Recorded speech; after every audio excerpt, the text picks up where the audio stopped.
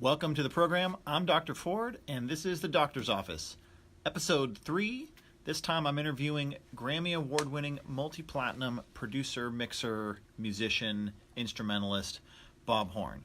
So I'm going to take a second and wait for everyone to start jumping online, and then I'm going to bring Bob in, and we'll get going with this broadcast. Today's broadcast is going to benefit St. Jude's Children's Research Hospital. St. Jude's is an incredible charity that helps with childhood diseases, and I'm really fortunate that it was what Bob and I agreed to. So thank you to everyone. I want to make sure you mash that button. Last week we were supposed to have Mission 22. Something got a little wacky, and I don't know why it didn't work, but this time I can see that I'm ready for donations. So I encourage everyone out there who's going to be watching, mash that button. Even if you give them $1, let's do something good today. We're doing it for the children. It's for the children. The children. All right. All jokes aside, let's get to our regularly scheduled program. Today's interview is with the one and only multi-platinum and Grammy award-winning mixer, engineer, producer, musician, Bob Horn. And I'm going to read his bio. Bob Horn is a multi-platinum, Grammy award-winning mix engineer known for working with artists spanning many genres: R&B, pop, hip-hop, rock, adult contemporary, and jazz, as well as artists from countries around the globe, including the US, Korea, Japan, Australia, Spain, Indonesia, Brazil, and China. Some of those artists include Usher, BTS, Timbaland, Michael Jackson, Neo, Kelly Clarkson, Brandy, Ashanti, Twice, Akon, Lupe Fiasco, Chinks, Stally, Brian Culbertson, Everclear, Faith Evans, Brian McKnight, Trace Atkins, Leanne Rimes, The Common Kings, and many, many more. Bob attended Berklee College of Music before relocating to Nashville, to begin his career as a recording engineer. In 2001, he moved to Los Angeles to pursue a career as a mix engineer. Although Bob's career focus is mixing music, he's an accomplished musician playing drums, guitar, bass, and piano, and is also involved in songwriting and production. In 2011, Bob and a lifelong friend and colleague designed and built Echo Bar recording studios in North Hollywood, California, where he currently records and mixes for his clients.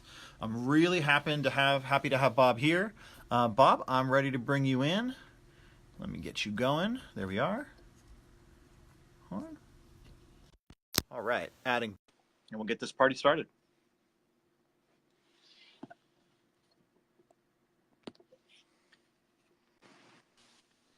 Yo, What's up, buddy? I don't hear anything yet. All right. Hey, there you are. Hey, How's it going? Bob, thank you for allowing me to interview you on Facebook Live, and thank you to everyone who has already. I see a lot of familiar faces, so I'm really happy, and we've already raised $5 for St. Jude's charity, so that's pretty cool. I can see that you're at Echo Bar. Awesome. So I am. I can see you're at Sound Kitchen Studio C. Yep, I am. It's where I hang my hat. I spent a lot of my first 3 years in that room. That's cool. What did you think of this room? I don't know. It was probably my favorite in the building, to be honest. Hey. At the time, had a SSL with automation, and I could park right outside the back door and just like go in and out of the control room instead of the whole studio. Yes. Cool. So they offered me that SSL when I moved in, and I had them retire it. Nothing against it. I just didn't want to deal with the recall. All right, sure. Yeah, and slightly cheaper rent, I believe. So, of course. Coming on, I've given quite the spiel about your history, but no better than to have it come out of your mouth. So, as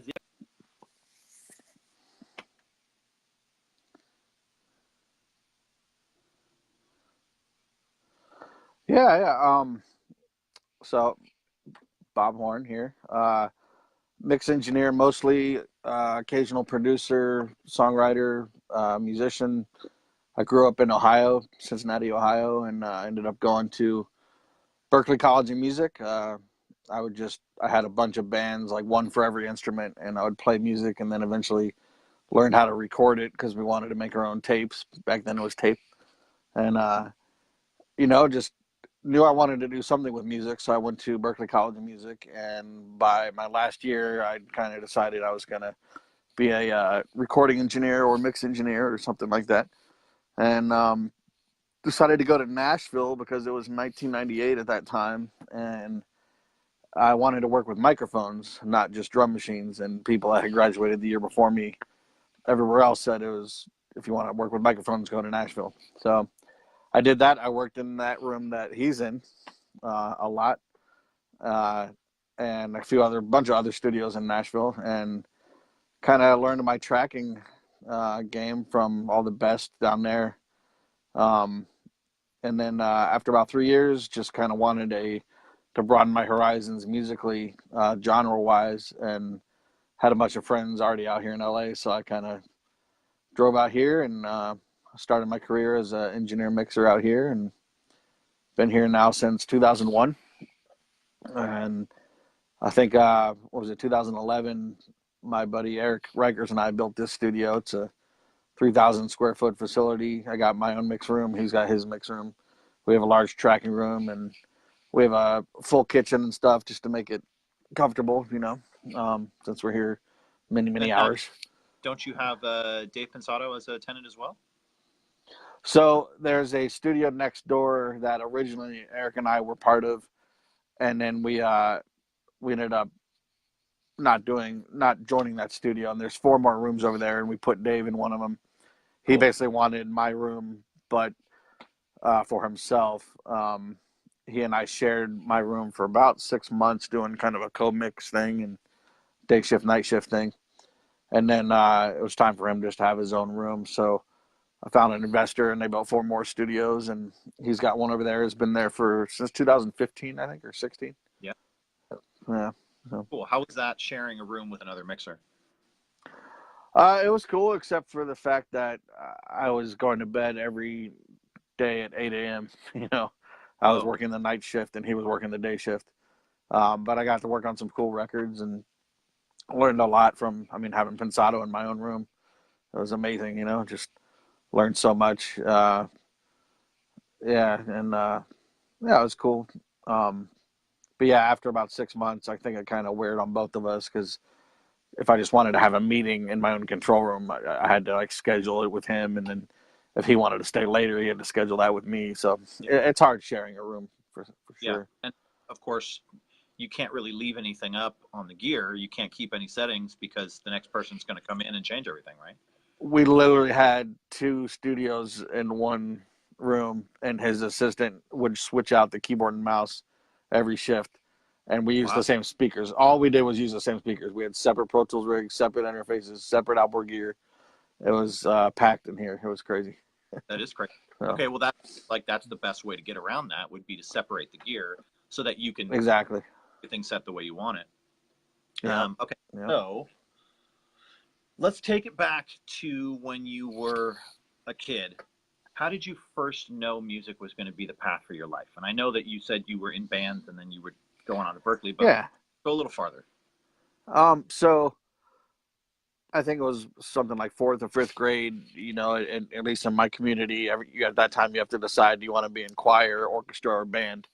And I didn't want to do classical music. And as a kid, I was, you really one track mind, like, oh, orchestra is cheesy, and choir, I hate singing. It embarrasses me. So I'm going to be in band, and my dad had a tenor saxophone in the attic. So he broke that out, and that was my instrument until probably 7th grade. And then I started just going through the attic and found an old guitar. And then my cousin gave me a bass. And then we had an exchange student who was a drummer. And so I just started collecting all these instruments and wanting to play every one of them.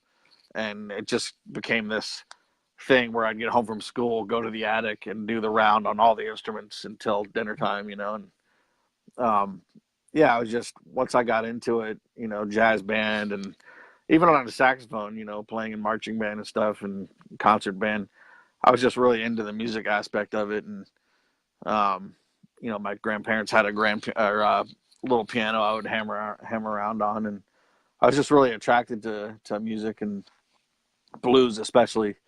And my dad and I would always go to this restaurant in Cincinnati called Burbank uh, Blues Blues House or something like that, and eat dinner and watch these blues bands, and just got more and more into it, and then wanted to play the guitar, and grew up listening to Stevie Ray Vaughan and stuff like that, and then eventually once you're playing all this stuff, you want to record it, so start Tascam 4-track, whatever was around back then, Mackie mixers, ADATs, all that stuff, just trying to get a hold of that stuff and cheap microphones, and you know so yeah, that's kind of where it stemmed from.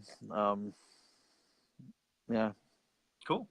And then so high school ends, and you went straight from high school to Berkeley, or did you kind of hang around? No, I went straight from high school to Berkeley. Kind of did the traditional, even though it was music school, I did the 4-year degree program just because it was kind of what was normal. Um, and I had to choose one instrument, and this alumni told me that the least amount of people there play bass. So if you want to have a lot of gigs and be sought after, play bass. So I went for bass, and then of course by the second year you're choosing your major, and I chose the engineering program. So I kind of did a dual major, tested out of some engineering courses, and did bass performance and engineering over there. How much would you say in your career has that degree and that education at Berkeley helped you? The degree, the piece of paper, not at all. It's Sure. it's it's not a necessity. I think the biggest necessity is probably when you're trying to get hired at a big studio as an intern. It looks really good, but the hours I spent there in the studios just trying ridiculous things like 6 microphones on a vocal panned left and right, and just doing everything that you're not going to be able to do once you graduate, just to learn, and countless hours. I mean, I probably recorded drum kits a couple hundred times at Berkeley, and a lot of people, they don't get that opportunity. So the time there was the most valuable, and also the relationships, and um, just the coolest thing about Berkeley, I think, over other audio schools, is that you have musicians walking around the whole campus. So you need a bass player, lean out in the hallway and yell down the hall, and somebody's going to raise their hand.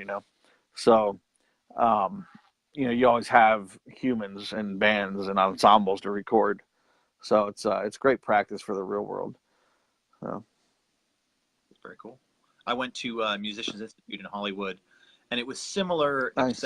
except that it was so much more condensed, and it's not an accredited university; it's more of like a trade school. So it Okay. was a great experience, and I really I believe for anybody who wants to do what we do, I think education is a really important part. But I absolutely agree. Oh yeah. Uh, Having the piece of paper doesn't really do anything for you. But Right. yes, I don't know. I guess if you're stacking up against someone else trying to get a contract, every little bit helps, right? Sure. Yeah. And then, of course, Absolutely. for specifically, I know you have a pretty intense alumni program. So have you ever gotten any help from the alumni program?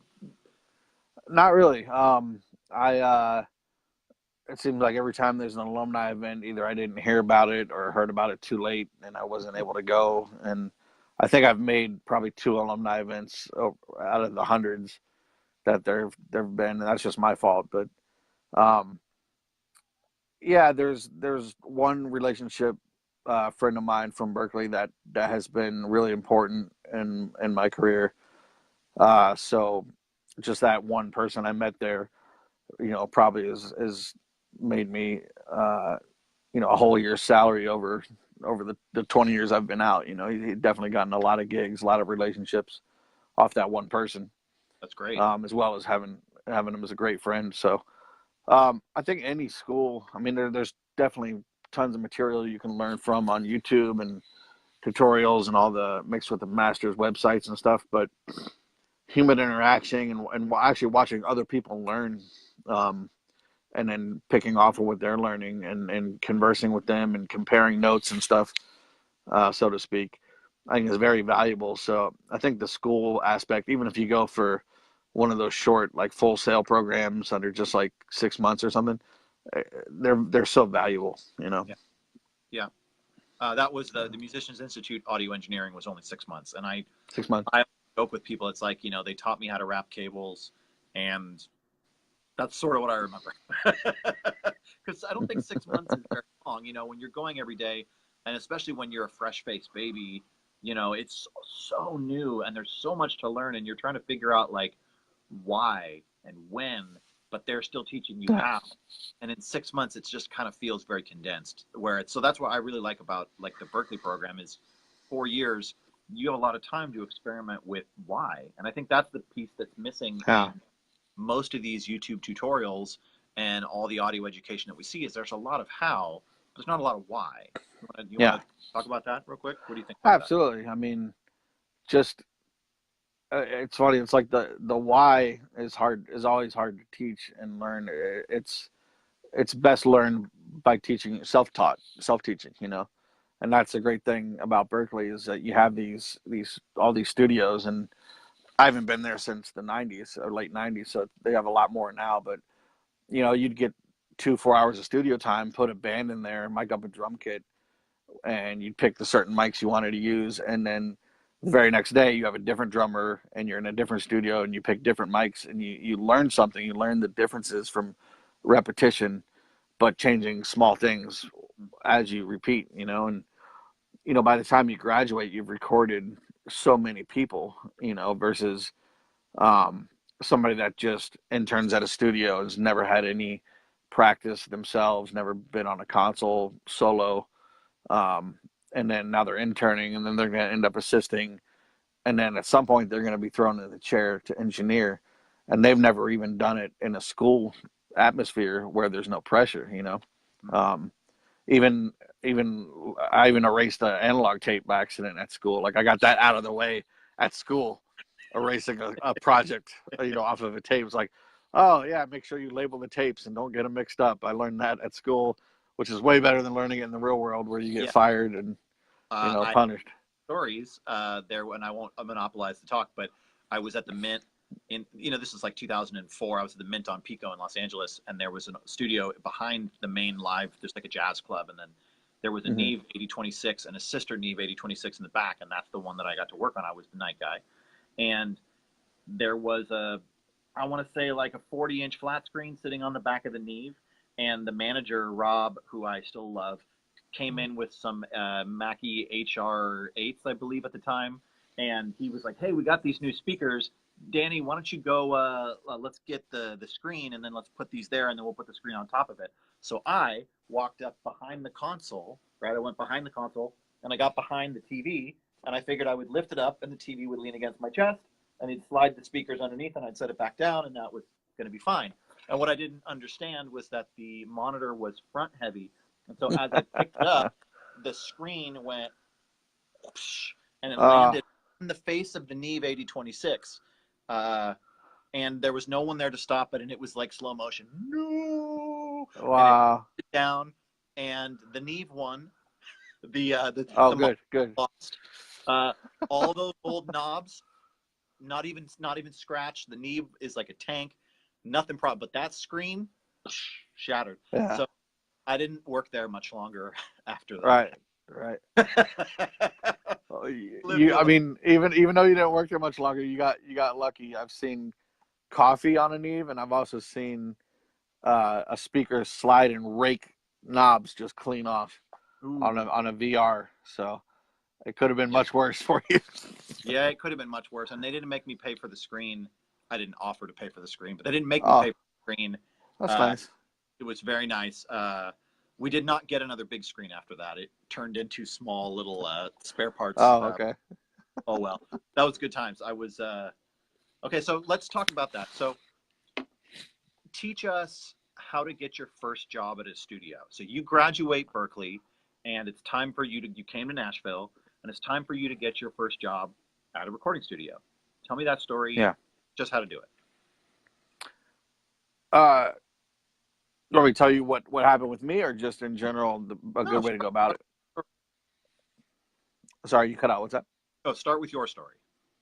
Okay, so I graduated Berkeley, decided to go to Nashville first. Again, I wanted to learn be around studios that had live tracking, and there were so many studios in a small space. You know, they have the famous Music Row, and I know Not no. that's changed a lot.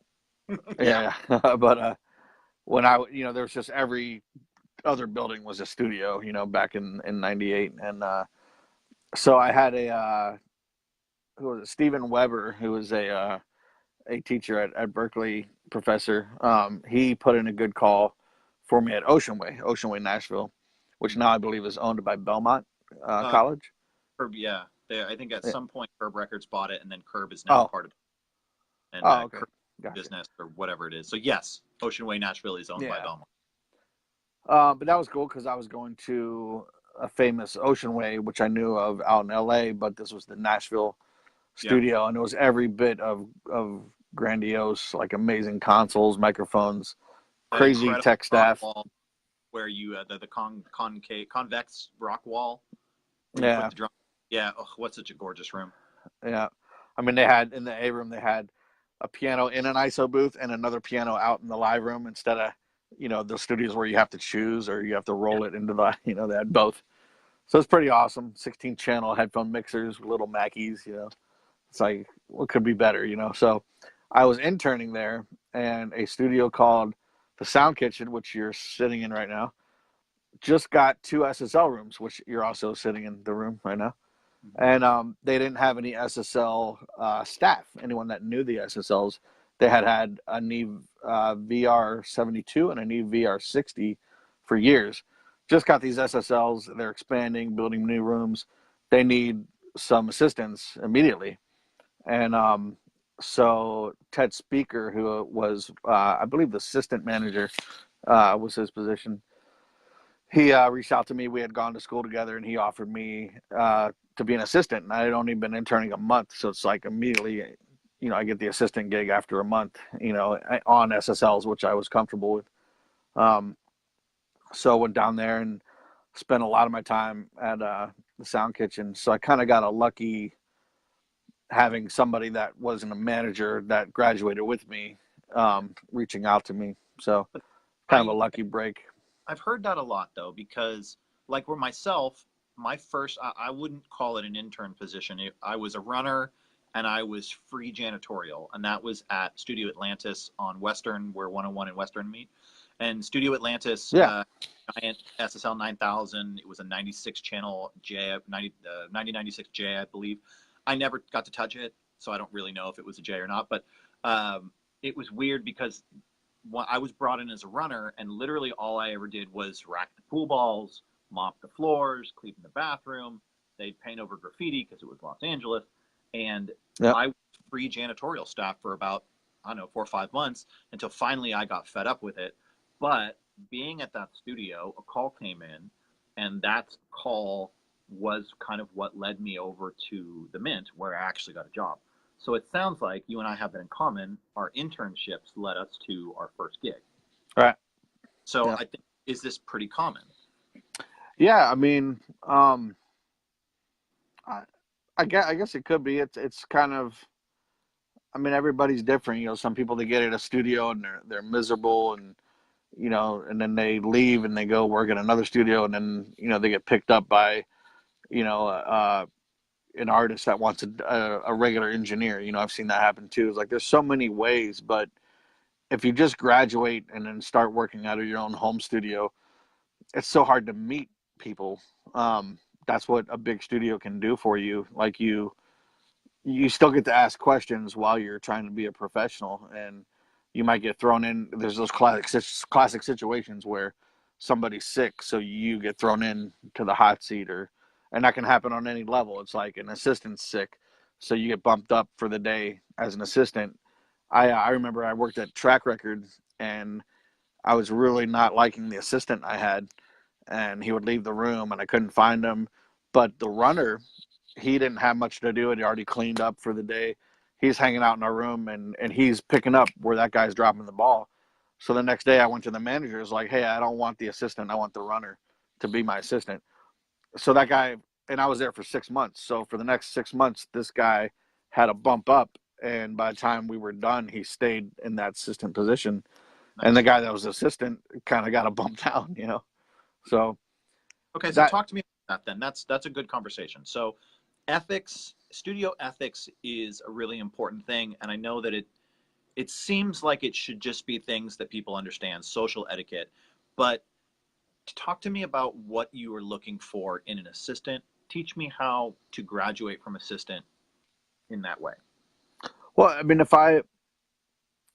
I'm working in a room that's not mine, it's like now it's common for a lot of guys to have their own rooms, but at the big public studios, uh, a lot of engineers are guests there, and they don't know where every cable is. They don't necessarily even know the eccentricities of the patch bay, like in maybe module 52 on the console's broken. We don't know that walking in.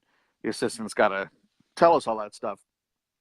So you don't want an assistant that's hard to find and wandering the building bored, and um, someone that's just generally shows a lack of attention and interest.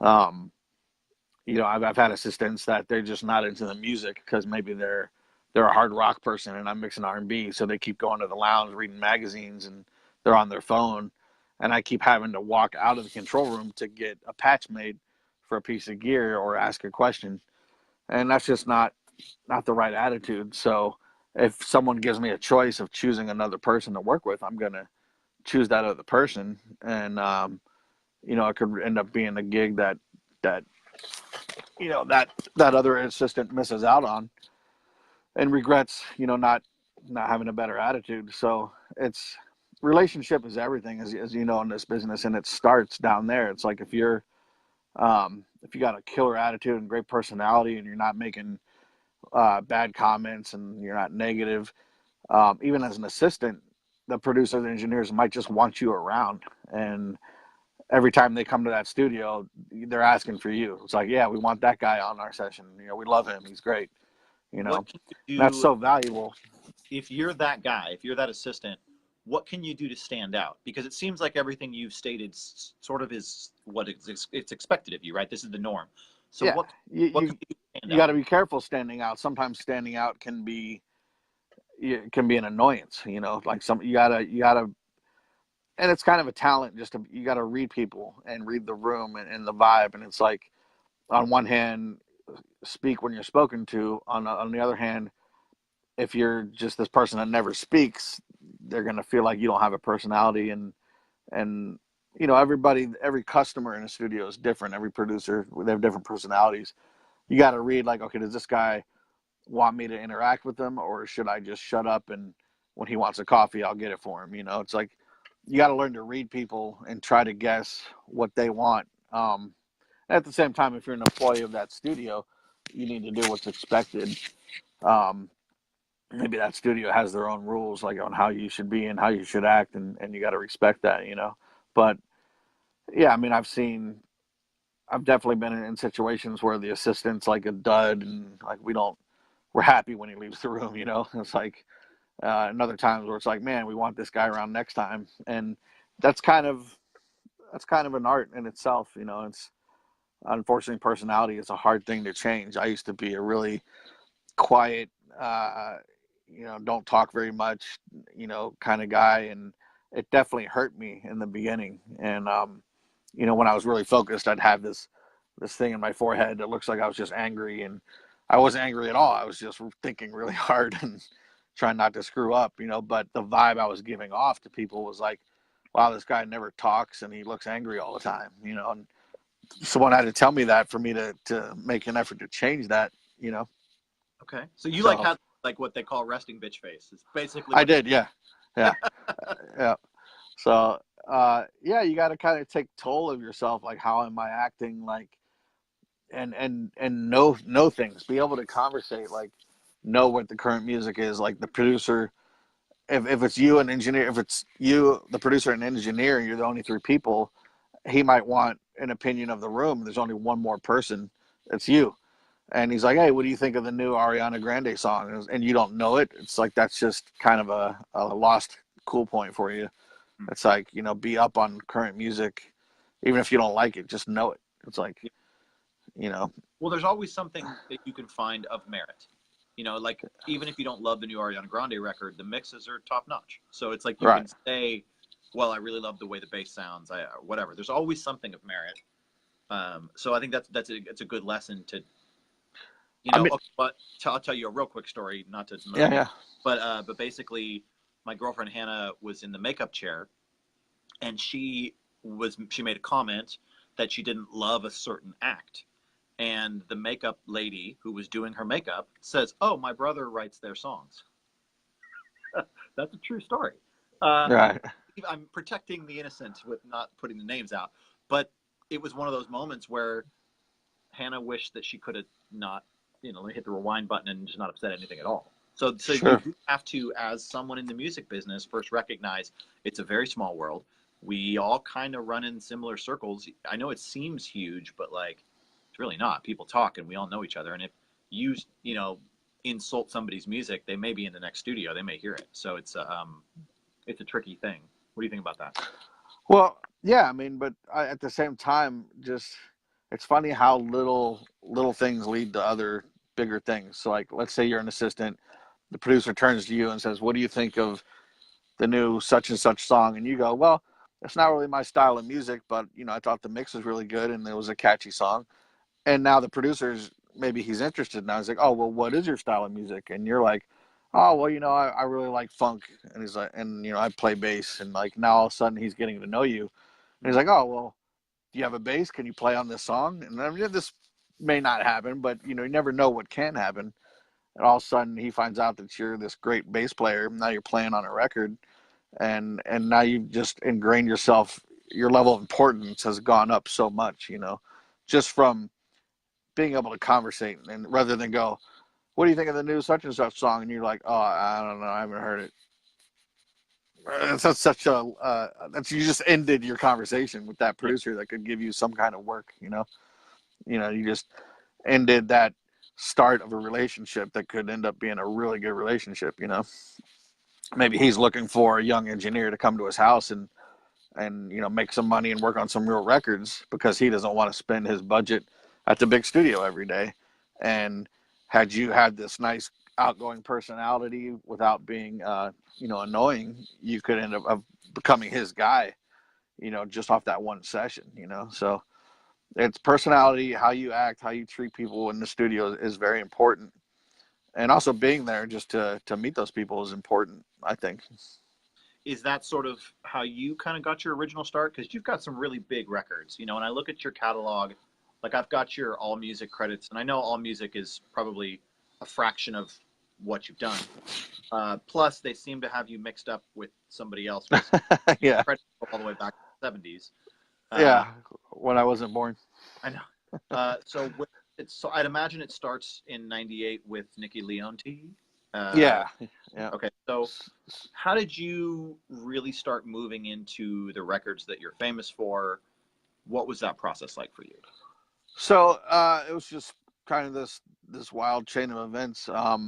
My parents had moved to North Carolina, Charlotte, North Carolina, and I went there for a summer in between Nashville and Los Angeles, and I just kind of went around to all the studios, introducing myself, and trying to see if I can hang around or get some work or something during that summer. And ended up working with James Brown there and doing a couple other just random gigs. And this studio Reflections got a booking the next Christmas. So I had already made friends with the studio. They had this guy coming in named Ron Feemster. He also goes by Nephew.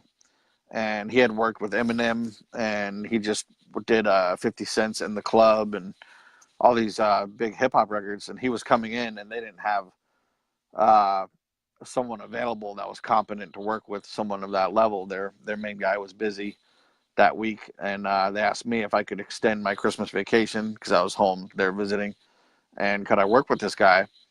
So I met him, worked with him for the week. It turns out that he and I, out here in Los Angeles, live down the street from each other. Cool. So over that week, we decide we like each other. We're gonna end up working with each other when we get back to LA. So fast forward to mid-January, I'm hooking up a studio in his apartment so that we can do a regular thing there, and I end up becoming Ron's day-to-day engineer mixer for like the next 5 years or so. Oh, And that's that's awesome. where I built a lot of credits that 5 years, and basically everything he was getting hired for, I was getting hired for just to be the engineer or mixer. So um, that's a great thing if you can engineer for a production company or a producer. I mean, that's so powerful because it's almost like they're getting the gigs rather than you having to go find the gigs. You can build a lot of credits that way, and also get a lot of mixing time in. I mean, I mixed probably 1,500 instrumentals in that 5 years. Wow. Like so much practice. Wow. That's a lot of Yeah, work. That's 300 a year, man. That's busy. yeah. I mean, we worked every day, 12 hours a day until we were burnt out. It's Mhm. like, and occasionally we would go to the big studios and work with artists, and then the next day be back at his place, cranking out beats, and we had the whole place wired. He'd pull up a keyboard and it was already had its aux channel on Pro Tools, and he'd make tracks. I'd record them in, arrange them, and so it was a full little factory. It's pretty cool. So, what was the first big record that came across where you really, well, first off, did you know it when it came to you? And second, what was the feeling like when you got your first gold platinum record? Oh, uh, well, the first record that was going to be big took about a year to get big. So I kind of like what you said. I didn't know it was coming, and I'd recorded NDRE for the song video. I recorded her leads and backgrounds, and I think I helped record. There was another engineer there. I was actually the assistant, but I did some recording, and I think I recorded acoustic guitar as well. Um, but yeah, that I felt like she was going to be big, but I didn't know it until probably like 8, 10 months later. Um, and by the time I think I'd already left Nashville. Um, but then as far as the gold and platinum thing, back before you and I were in the business, they used to buy those gold and platinum records and literally award them to engineers. Like the A&Rs would pay for them, or not pay for them, but the labels would pay for them and hand them out. And now that doesn't really happen much anymore, if at all. We have to buy our own. So Hmm. I went a few years not even knowing where do you buy them, where do you order them, and around 2007, I decided to, really find out and play catch up, and I ordered like I think 6 of them. But uh, so yeah, it's, as far as a song or or an album going platinum, that was pretty awesome. I don't remember what that was. That probably would have been Neo's first album. Hmm. Which is Um, quite the name to have your first major credit like that yeah. happen. Or I don't know if Brandy Aphrodisiac was before that. That went gold. I don't know if that ever went platinum. Funny, I'm looking Um, at music, and the All Music doesn't really list them really well. no, all music gets about a quarter of your career. Um, wow, Matt Flagler is watching this. An old high school friend of mine. Um, Huh? yeah, all music is uh, misses a lot. I think Discogs might be a little better, but Okay, I'll get it. thanks for anyone who's donated. By the way, that's awesome. Yeah, hey, if anybody's just joining us now, of course, I'm Dr. Ford, and this is the man of the hour, Bob Horn, Grammy Award winning, multi platinum mixer, producer, engineer. Today's broadcast, we are benefiting St. Jude's Children's Research Hospital. So if you're just tuning in, mash that button. Even if it's $1, just do something. All proceeds go directly to St. Jude's. It's a great cause, and we want to give back to the community. So I talked to Bob, and he specifically said, can we do something that benefits childhood diseases? So that's what we came up with, St. Jude's. So do that. I'll tell you some of the best things that you can do to kind of offset the hard days too, is to volunteer your time. So even as a studio person, going down and volunteering your time to go sing to these kids, you know, it's really enriching in your life. So get out there and help in your communities. I promise it makes a huge difference. So back to you, Bob. Right. Okay, so Neo comes across. That was huge. Neo was monstrous, right? Was that sort of a turning point for you when suddenly this happened and then the floodgates kind of opened? No, no. I I don't know if I've ever had that turning point where floodgates opened. I just kind of, if anything, that was me joining forces with Ron Feemster and just kind of in being part of his floodgates, jumping on his coattails. If there was a turning point, it was probably that. Everything else has just been slowly growing the branches of my tree of contacts and relationships, and every once in a while I have like a big artist come through or something, goes number one in some country or something like that. But um, yeah, uh, actually, I'll tell you about Neo though. The coolest part about that was working with him before he was famous, and then seeing his first couple singles come out, and just the transformation of someone going from non-famous to famous. That was pretty cool. That is really cool. Um, Did he yeah. change a lot? Did he what? Did he change a lot? Um, Not a whole lot. Yeah, I mean, I met up with him again on the second album briefly, and yeah, he's pretty much the same guy. He's a real nice guy, real hilarious guy. Um, but yeah, like trying to guess what songs were gonna be the big songs, and then be wrong or be right. All that stuff was really cool. Cool. Uh, Okay, so tell me about the Grammy process. What was the Grammy for when you won it? Did you get to go to the award show, and what was that like? Um, no, I found out a few months later after the Grammys that we had won. Um, and Okay, well, I have a Latin Grammy, and then I have a Grammy certificate for Usher. The Latin Grammy is a guy named Beto Cuevas, and that album, he had always won Grammys with his albums, so we kind of figured, all right, Beto will probably win another Grammy, but then I forgot about it, uh, and then all of a sudden it just kind of showed up. But the Usher Grammy, we were hoping he was going to win, and then he did. The crazy thing about Grammys is for engineers, they have all these rules. Like you have to mix 51% or more of the album to get a trophy, and if you don't, you only get a certificate. So I didn't Same. know I didn't know what was going to happen, but I ended up getting a certificate in the mail, and that was pretty awesome. So Yeah, well, I count it as a win. yeah, If I ever get to get my certificate, I'm joining your ranks. I'm going to be stoked about it. So that was nice. so. Did that change anything for you when the Grammy finally showed up and you had two at this point? No, I don't think. I mean, now in these days of social media, and we have our websites, and we do like these interviews, so we get an introduction, and it's in text somewhere on social media. It's a nice title addition, like multi-platinum or Grammy award winning or something like that. But and then it sits here in the building, or I have the plaques on the walls, and it's just kind of I think it's reassurance for customers and clients. It's like, okay, this guy's on the level. He's been there, done that. This is another gig for him. He's going to do a good job. It's Yeah. just kind of a verification of he's really in the music business, kind of thing. But you don't.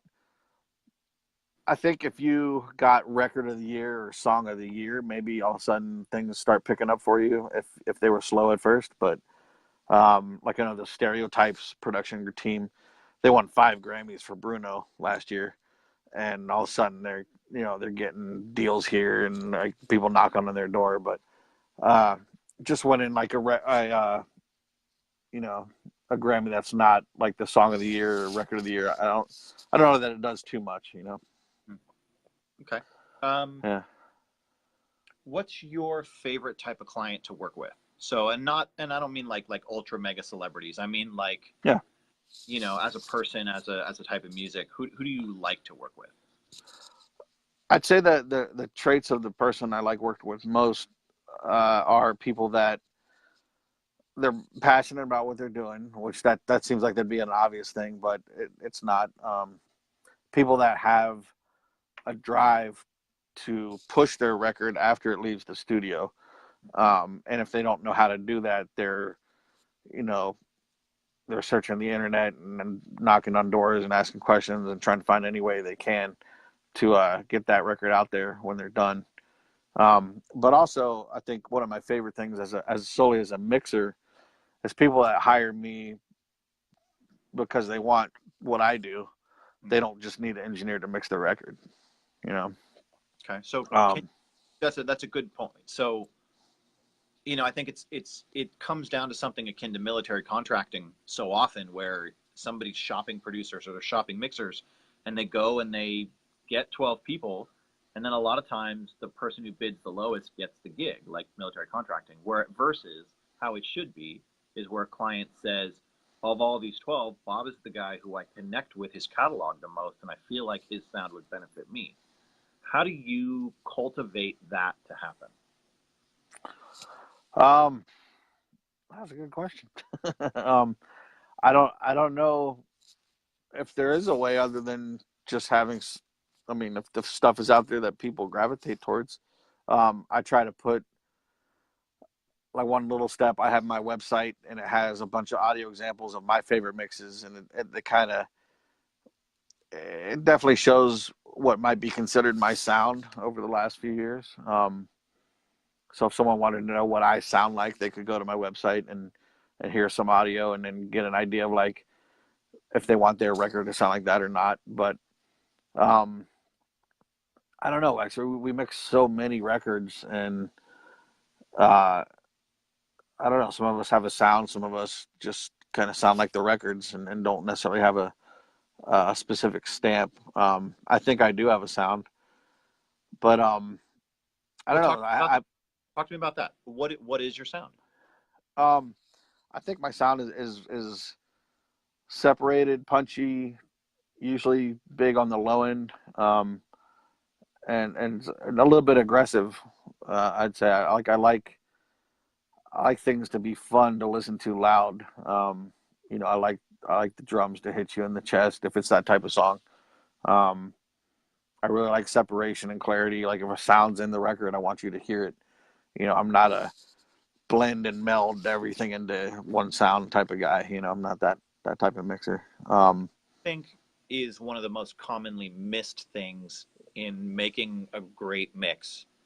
Like something I like to think about a lot is the ultra high end and how that kind of leans towards retro vintage versus like modern and crisp and airy. What matters to you in that context? What do you think is commonly missed in making a great mix? Um, a lot of times, what I hear in mixes that uh, I'd say aren't up to par is they're not captivating. Um, Hmm. the person doesn't know.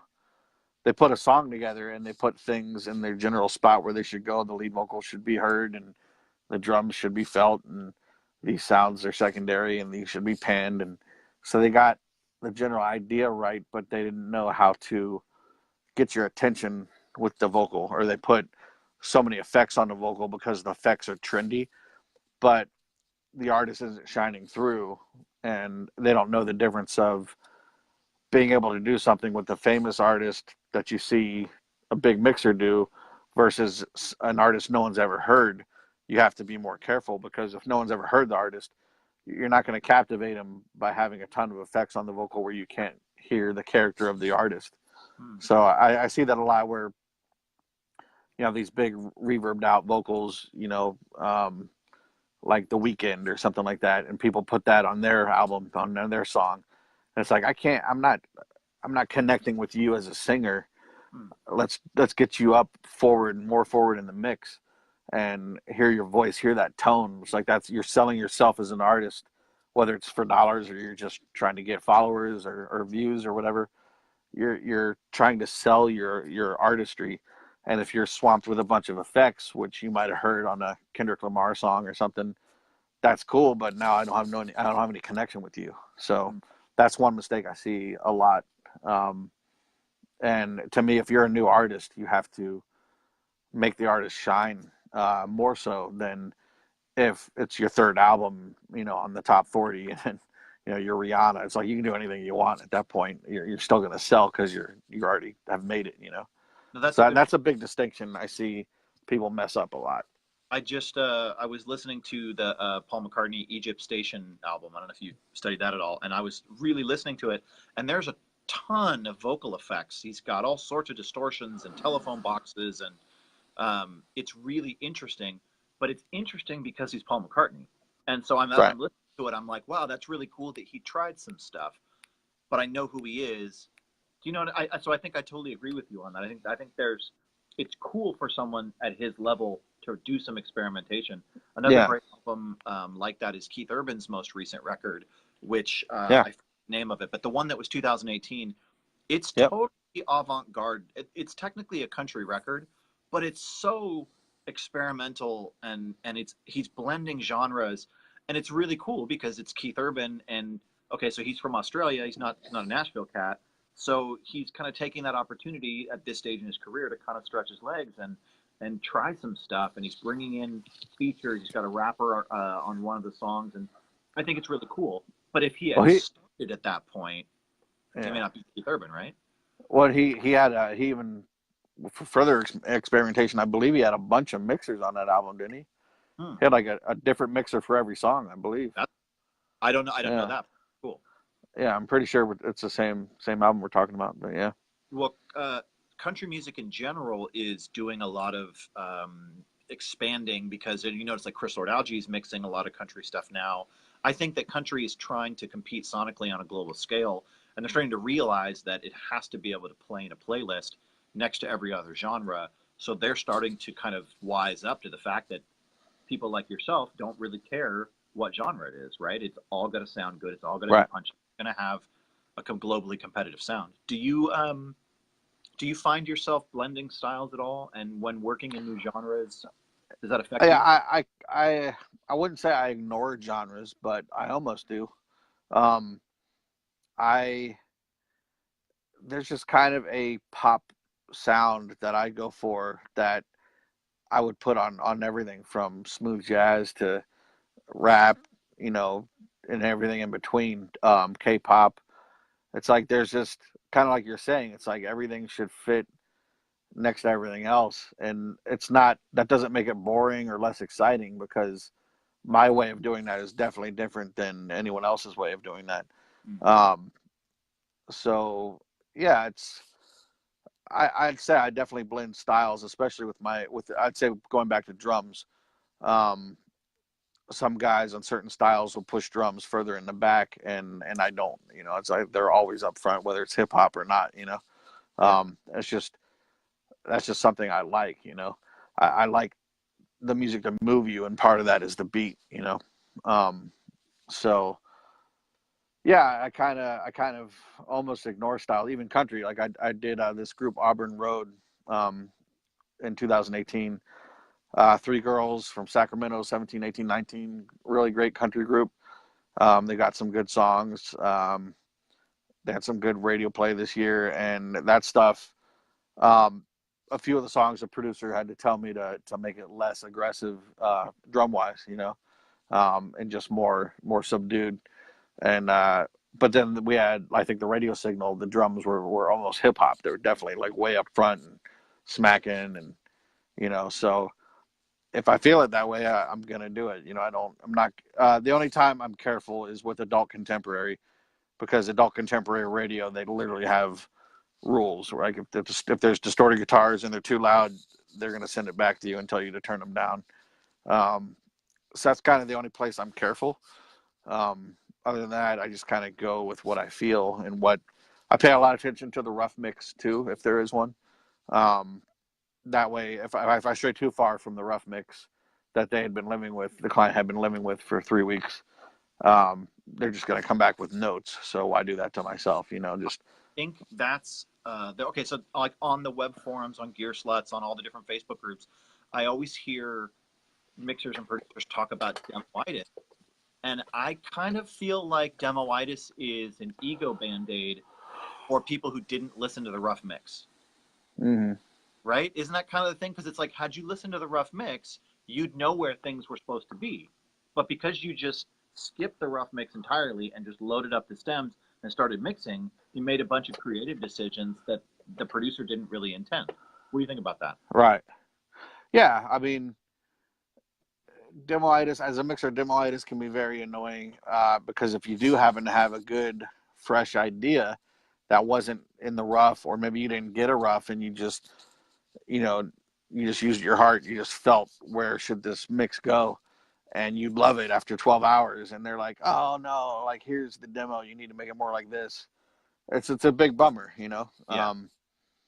That's why I try to always get a rough mix so I can avoid that. So I in turn end up doing, okay, I don't want to be just like the rough, otherwise why did they hire me?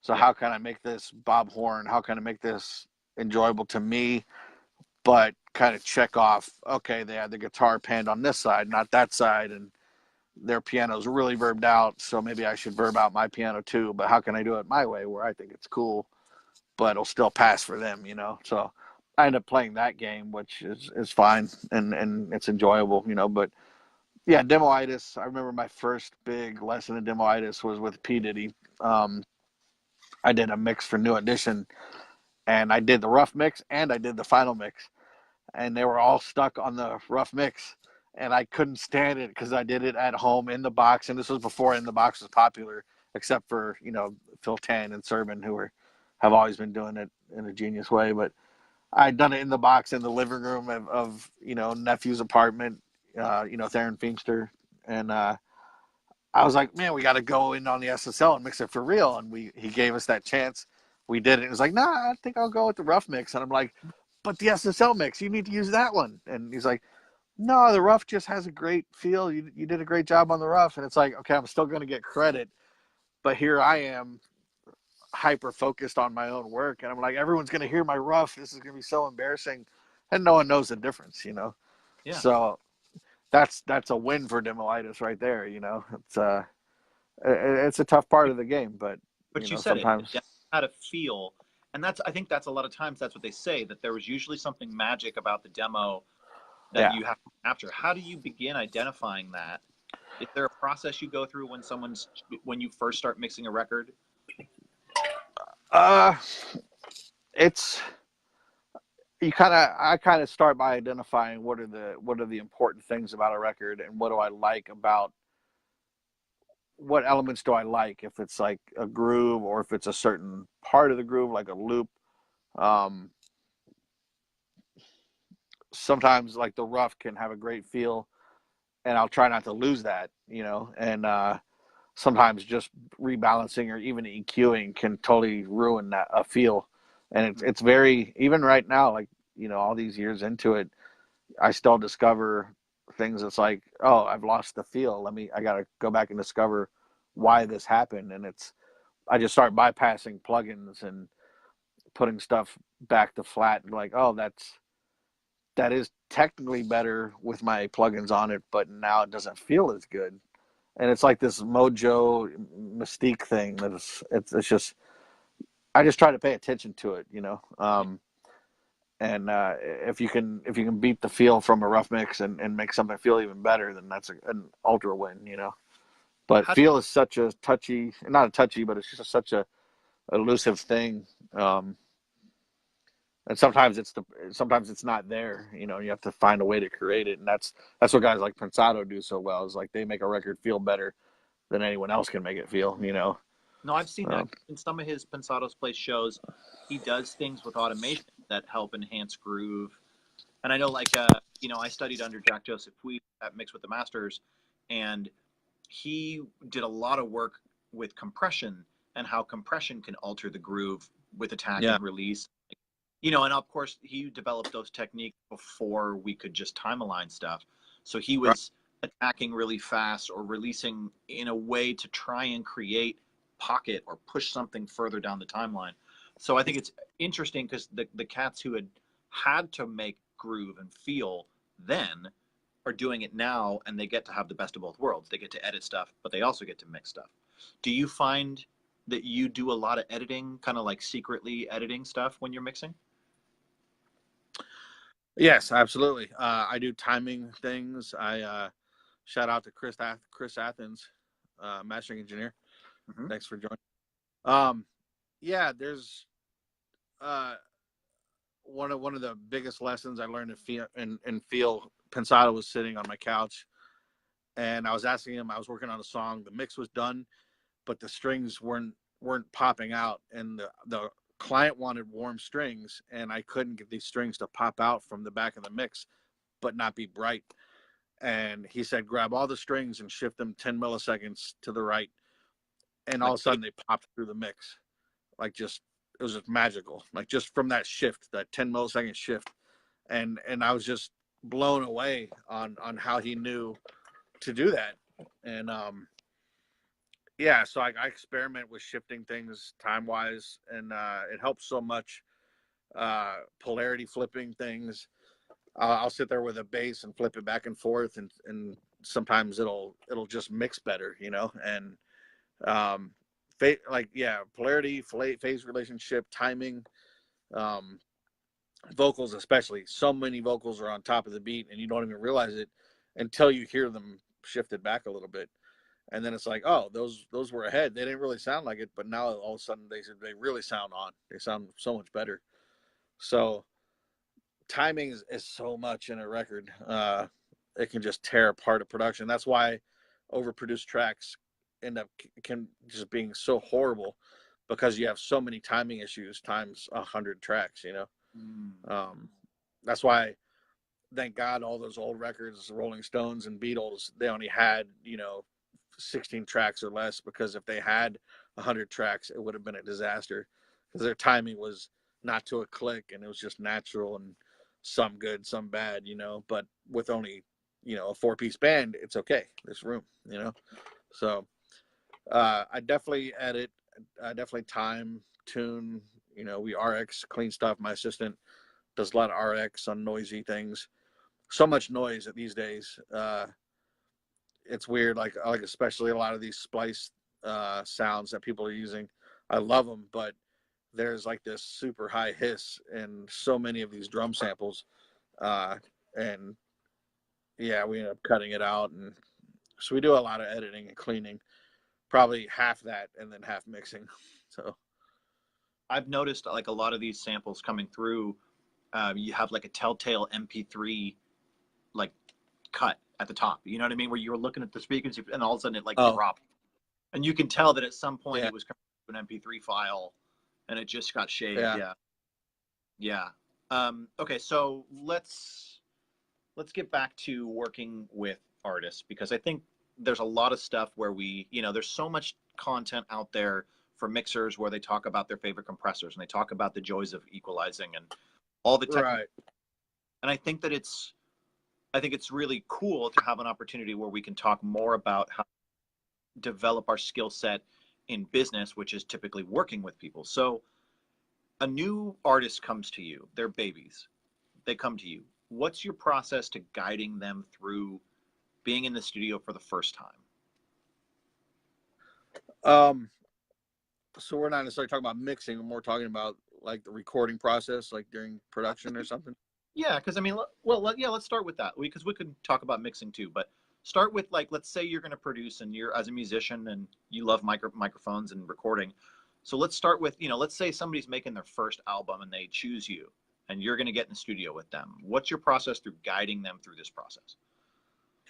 The first thing is not to waste time or money on anyone's behalf. So what are the songs that we're recording? What's our purpose, and do those songs need to be reworked before we even buy studio time, stuff like that.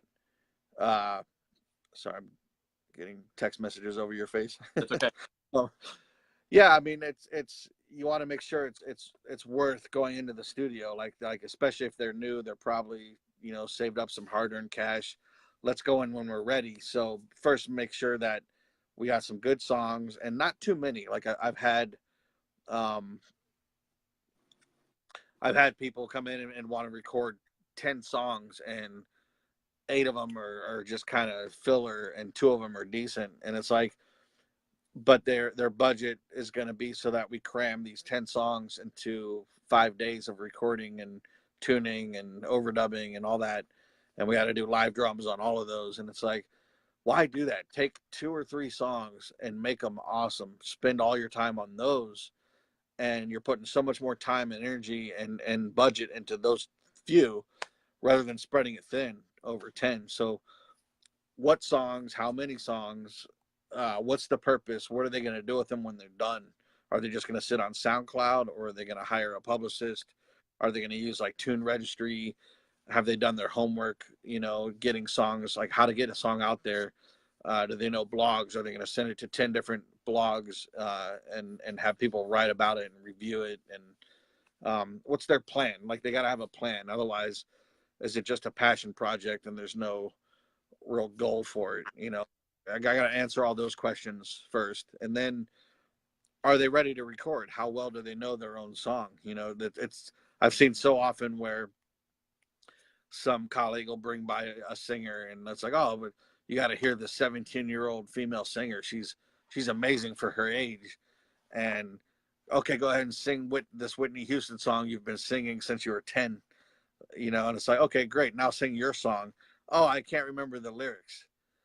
And even if she does remember the lyrics, she doesn't sing it that well because it's not her favorite Whitney Houston song. It's her song, so it doesn't reach out to her as important. So it's like their homework has to be done. They got to do all their homework, practicing, performing. I don't like to see lyrics in the booth. I mean, sometimes it happens, especially on a songwriting session. But if an artist is gonna sing a song and then wants hundreds of thousands of people to hear it, they better be able to sing it without the lyrics. That way, they can concentrate on some emotion. Okay. So that's kind of where I start. Before we hit the record button. Otherwise, we might need to wait a couple weeks and they go do some of that.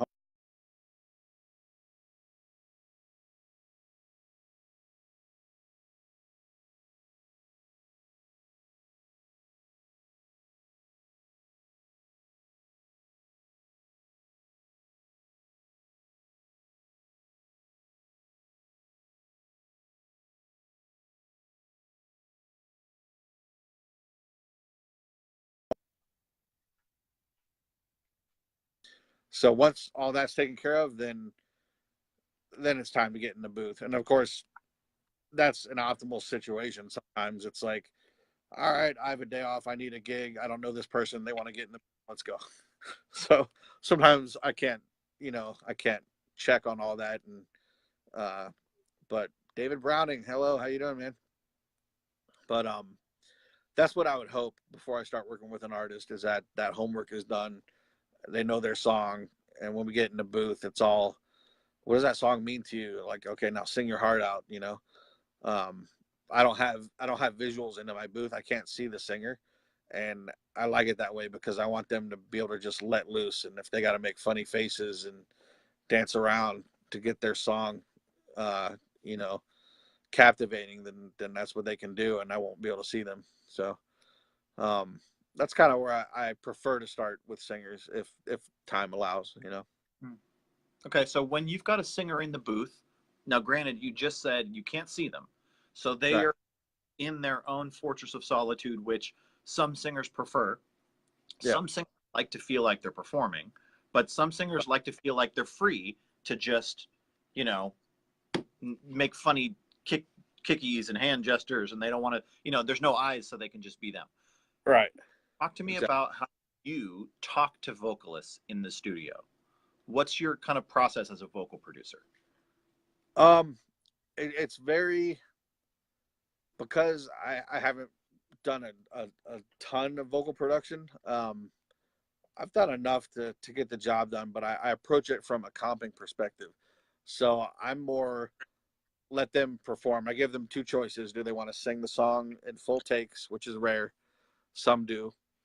And then others sections. You want to do all the verses, and we'll do it 10 times or however many times till you're comfortable. And I'll basically be listening and taking mental notes and forming a comp in my head. I don't necessarily have to remember which take this word came from. I just have to know, okay, that third line, I still haven't heard one that I love yet. And then at that point, I might, instead of continuing to run full takes, I might like, hey, let's focus on that third line. You're not quite, you know, not quite performing that right. And I'll try to describe to them what I hear and why they're not getting it, and then we'll work on that, and then we'll move on to another section. So I piece together the vocal, but by the time I do, there's great emotion in every line. So I'm very much a comper if I vocal produce. And by all means, I'm mostly a mixer. So if someone tries to hire me as solely a vocal producer, I'll steer them to one of my other friends, that does it way more often than I do and way better. But if I'm producing a record and it's just part of my gig, then that's how I approach it, is from a comping perspective, and that's how I can get the best out of them. And if they're just not technically singing properly, like breathing wise and stuff like that, then I might bring in a friend or colleague. I mean, there's so many people in these two buildings. I can just grab and be like, hey, come help me with this real quick. So always open for help. Do you find success with any creature comforts when you're running your studio and you've got clients in with you? Is there anything that you find, like, for example, I got a couple bags of chips in the vocal booth and some bottles of water. Do you find anything like that helps your process? Um, kind of, we kind of approach that as a day to day thing. I mean, we have water, we have alcohol, we have um, we have a full kitchen, and there's guys here all the time. I'm here all the time, so we're buying things every week, just like you do for your home. We go to the grocery and we go shopping. So we kind of approach it as a thing in the moment. It's like there's a baklava place down the street, Greek pastries, and like we'll just drive by that, like, hey, let's go pick up a bunch of that, and we'll just have that at the studio. Or sometimes we'll, go to um, what's that called, Sam's Club or one of those, and just get a bunch of stuff for the studio. But yeah, I don't think there's a regular thing other than water. It's just kind of whatever we have bought that week, for ourselves. It's open for the clients. Have you ever been in a situation where your vocalist started to clam up and get emotional and had a hard time performing? And if so, Oh, what have you done to kind of get them back on track? I don't necessarily. I let them get their emotions out. I've had people where they start crying because of what a lyric meant to them, or because it reminded them of something. And depending on what's happening, I might just turn the mic off, and then they know what's going on. If they need a minute, they'll probably tell me like, "Hey, I need a minute." This kind of happened 2 months ago, and or they had fought with their manager right before they went in the booth, and it was just a really inopportune time. And it's like, such a shame that it happened, because it kind of ruined the session. But it's like, hey, let's go get something to eat. We'll come back in a couple hours, and if you're feeling like singing, then we'll do it then. And since I'm not advertising like, hey, come record vocals for me for a price, I only tend to do vocals either for my producer friends that really need a good engineer for that session. Maybe it's a high profile artist, or I do vocals when I'm producing. Um, I'm not really in the business of doing vocal sessions, so that kind of gives me the freedom if I'm producing that day for this vocal. You know what? We're not feeling it today. What are you doing Thursday? Let's come back then. Because otherwise we're going to spend all this time laying down a vocal that we're going to end up redoing, because you're not going to be happy with it when you hear it a month from now. I'm going to have to tune the heck out of it, and it's not going to be there. So why? Let's just go do something fun, or let's call it a day. So I kind of have that luxury owning my own studio, and but yeah, I mean, that's the best way. I mean, because when a singer's distracted, you hear it. When they're reading the lyrics, you hear it. And it's like, if you can't, the goal, you always got to think of the goal of the song, and the goal of all songs is almost always the same, as you want as many people to love it as possible. So it's got to be great. So if you're not laying it down, and it doesn't feel great, then stop, do it another day, like regroup, figure out what's wrong. Otherwise, you're just wasting everybody's time, and your own money if you're paying money. And I know that's totally an intangible thing that you can't really describe, but what is it that makes vocal great, a great vocal performance? What is that extra piece of magic? To me, it's believability, and re- basically being rehearsed. I mean, it's funny these days of instant studio laptops and be able to get into a buddy's studio or your own studio and just start recording. Artists have this desire to get it down now. Like, I want the world to hear this now because I just wrote it 20 minutes ago and I really like it. Now I want everyone to really hear it.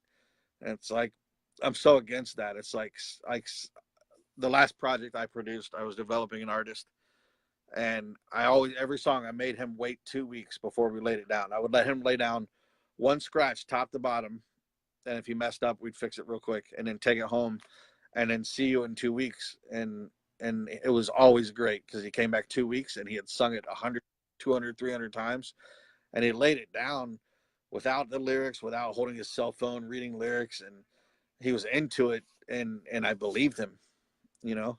And that's what the old schoolers did. That's what the people that know what they're doing did. That's what Christina Aguilera does. That's what Ariana does. You got to believe it. It's like this is going to be a record, a file, you know, on iTunes, on Spotify, on SoundCloud, on your own website that people are going to hear. It's permanent, you know, unless you take it down and delete it. Everyone's going to hear it forever. So you want it to be the best.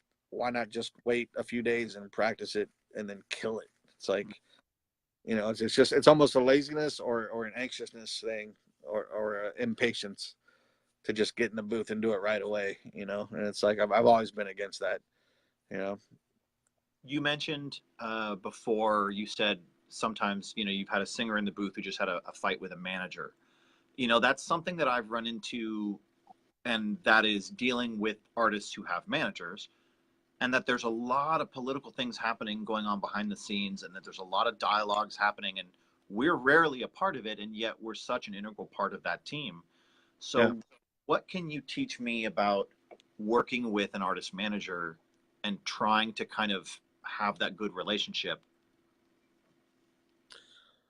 Um, I mean, managers tend to be aggressive and they feel like they have the plan and they know what to do, and they might at the same time, if they're impacting the artist's ability to perform in the studio, I gotta let them know right away because they're wasting my own time, and they're hurting their own artist, you know. So without naming any names, had a situation a couple weeks ago where um, the manager had told the artist she was going to sing a song, come over to the studio, sing a song, and at the last minute he switched songs on her. He's like, no, you're singing this one because this was the 2 track I could get. I couldn't get that other one from the producer, and I can't even get him on the phone. So you're going to sing this one tonight. And she was totally unprepared, and she was like, well, I was prepared to sing this one, and now you want me to sing this one? I'm not ready. I don't even know all the lyrics. And he's just thinking, get it done. Like, just go try it. Go get it, go in the booth and try it. And I just pulled the plug on it. It's like, it's like, I don't want you to waste my time. I let her do the first verse, and it was just so bleh, so like mediocre. It's like, no, I'm not going to do 3-4 hours of this just for you to come back to me and complain, oh, we got to do it again. Can you help with the rate now? Because we already did it once. Like, no, you screwed up. It's like, just stop now. Don't even start. And we'll forget that you even showed up today, and go home and learn this song, and we'll record this song when you're ready, you know? So how did you breach that with the artists themselves in a What's that? sensitive? How did you say that to the artist in the booth? Say, hey, this is not your day. Oh yeah. Well, I mean, to add fuel to my side is there was two other people, a vocal producer, or a vocal coach, and then a like another person was in the room. So we had three people that agreed that this isn't happening. This doesn't sound good. So we just said, hey, why don't you come in for a second? And she didn't know why she's exiting the booth, but she just came in, and then we all kind of turned to her and be like, it doesn't sound like you want to sing the song today. It's like, not only do you not know it, we can hear your disappointment in the evening, in what just happened with your manager. So call him and tell him, like, we're going to come back, 3-4 days from now, and do it again, and tell him why. And if he asks, tell him it was my decision, it's my studio, and I just don't want to waste time. And he won't be able to say anything. So that's kind of how we handled the manager, was this is a waste of time. Let's come back a few days from now. And he agreed. He was fine with it, you know. So, but managers, there's all sorts of styles. There's really, you know, you kind of just got to take each one, you know, and then learn them and learn how to communicate with them. And some of them just try to steamroll situations, and others are open to just having the best experience, so they'll listen, you know. So yeah. Have you ever had a manager as a mixer? Oh, my own manager. Yeah. Yeah, I had my first manager, who I'm still with. It's been now 2 years or 2.5 years, so Okay, so pretty this late in in the my game. career. Yeah. Yeah, yeah. I probably should have done it a lot earlier on. Um, I don't know what my hesitation was, but uh, Dave Pensato and Herb found me somebody that they really thought was good, and so we started working together, and now it's been about 2.5 years. So When do you think it's right for a mixer to bring on a manager? Because I can tell you, I've often thought about it, and I'm just, I admit I'm in the middle somewhere. I'm don't have any multi-platinum records. I don't have any Grammys, so I'm not the most that attractive doesn't client, necessarily right? have to matter. It's not a status thing. I think it's a necessity thing. Um, I am a nice guy, so when it's time to negotiate, I believe everybody. Like if you say your budget's $1, I'm like, oh, really? Okay. And so I need that tough person to negotiate for me. I've been practicing, you know, and on a lot of indie stuff, I won't bother my manager with it. I'll just handle it and knock it out, you know. And I just kind of have this list of rules I just state, and that's kind of the management, you know, that little paragraph I email people. Um, but she gets in there on projects and she finds extra money or publishing. It's like, oh, you only have this budget. Well, why don't you give Bob 3%, you know, publishing or something? You know, like she'll find extra things, or she'll work out a payment plan. You know, where they pay 80% of it up front, and then they pay, you know, 10% the next week, and the last 10% the next week. Like she creative things just to make the deal happen, you know. And she'll make sure the song is good. Like I don't even. Someone asks me to do something, I just say, yeah, okay, let me do it. So um, she kind of protects me from being too nice, and also if there's contracts or anything, she'll handle all that legal stuff if needed. Um, so that's great. And but yeah, I mean, you could have a manager at any stage. If you're not good at negotiating, it's going to hurt you.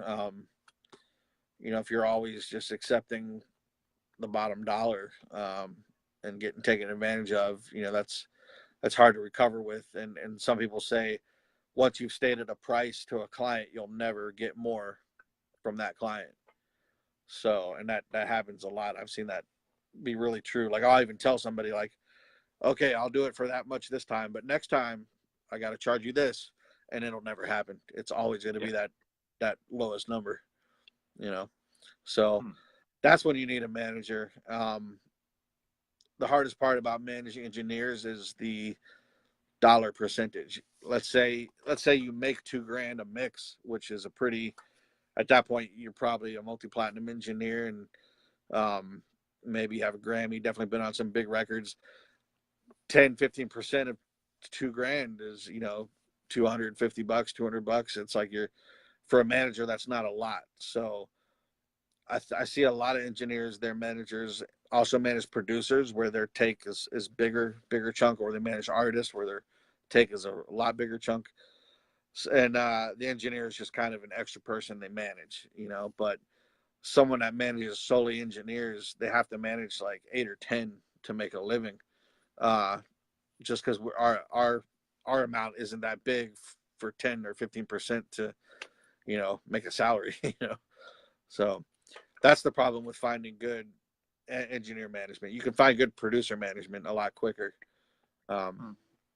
so I even recommend to engineers. It's like find a manager that manages producers and see if he'll take on an engineer, and maybe you can actually get the gigs of his other producers as a package. It's like you can mix for them, you can engineer for them, and you're managed all by the same person. You know, So that's the easiest way to get started, I think.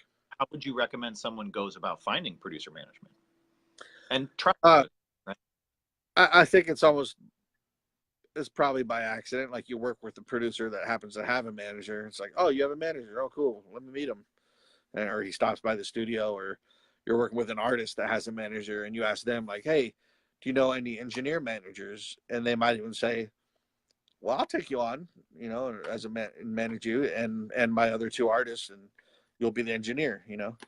Um, so it's really just asking around with your clients and your artists, and especially if you meet a manager of any kind, whether it's a producer manager, artist manager, ask them if they know an engineer manager. Um, I think cold calling is always hard. Like if you just look in Music Connection for engineer management, then you end up having to like prove yourself and send your resume, and then do they have room on the roster, and are they even interested in your career? Um, so it's a lot harder, joining like a firm like AAM or one of those engineer hit mixer firms or something like that. Yeah. I'd always, I went after McDonough management for a long time when I was Oh yeah, young, and great guy. And it was yeah, interesting because, of course, he echoed everything that you said to me. And when I was trying to go after him because I thought it would be very helpful, I was a baby. I don't, I look back, and this is probably 2 to 3 years before I was making competitive mixes. And he said to me that his process for selling the people on his roster was that he would basically write these bulk emails to all of his connections, and he would tout your recent success. So if this is the guy that represents, I think, like Sheps and a lot of these yeah. big guys, and he would say, here's the record that my guy just did. Don't you want him to do that for your next people coming up? And then they would see that and they'd be like, wow, that's really special. I want to ride that buzz. I want that hype to come with me, and I want to see if I can get some of that mojo to wash off on this next artist. And so it was interesting because it really drove the point home that if I didn't have anything that I could kind of put forward that was worthy of being hired about, then I was never going to find anyone like that that could represent me well.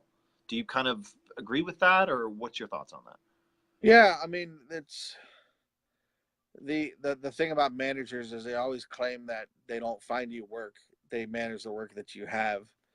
And Frank in particular, I had friends that were managed by him, and they offered to introduce me to Frank McDonough, and I looked at his roster and was like, well, nobody's like me. Everybody's like rock or rock pop, and it was 10 years ago, so it was less of the melding of genres that there is right now.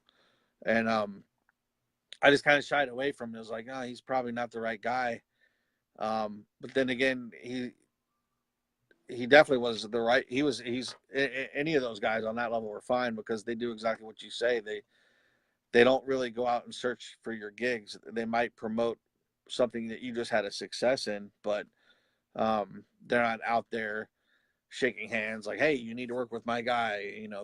They represent 30 guys, and they let those guys' successes basically get the next gig. So rather than have to choose, like, okay, I have uh, engineers 1, 2, 3, 4, 5, and producers 1, 2, 3, 4, 5, and I have to choose which one I want to get a gig for this week. Like they don't do that. They just, Hmm. oh, this guy just did the latest Her album, uh, and I happened to mention that at a lunch, and this guy's like, oh, we have an artist similar to that. Let me get some tracks from that producer or engineer, or work with that engineer. And I think it more works that way than what we really want it to be, which is more of an agent style, which is someone just goes out there and pimps us out to the best and coolest clients. And I don't think that exists. And if it does, it's kind of a one-off lucky situation that somebody has. The well-known management companies out there, they don't do what we wish they did, unfortunately. Yeah. What do you think? Okay, so I'm seeing, from my perspective, I feel like most of the sales leads someone like us are getting that aren't strictly coming to us from word of mouth because they've heard our records and they're searching for us. I'm more speaking of you than myself. Uh, I feel like Instagram is definitely where it's at for kind of expanding your brand and finding people and connecting. Yeah. Where are you finding success outside of management? Just your own kind of organic success. Are you on Instagram? Is that working for you?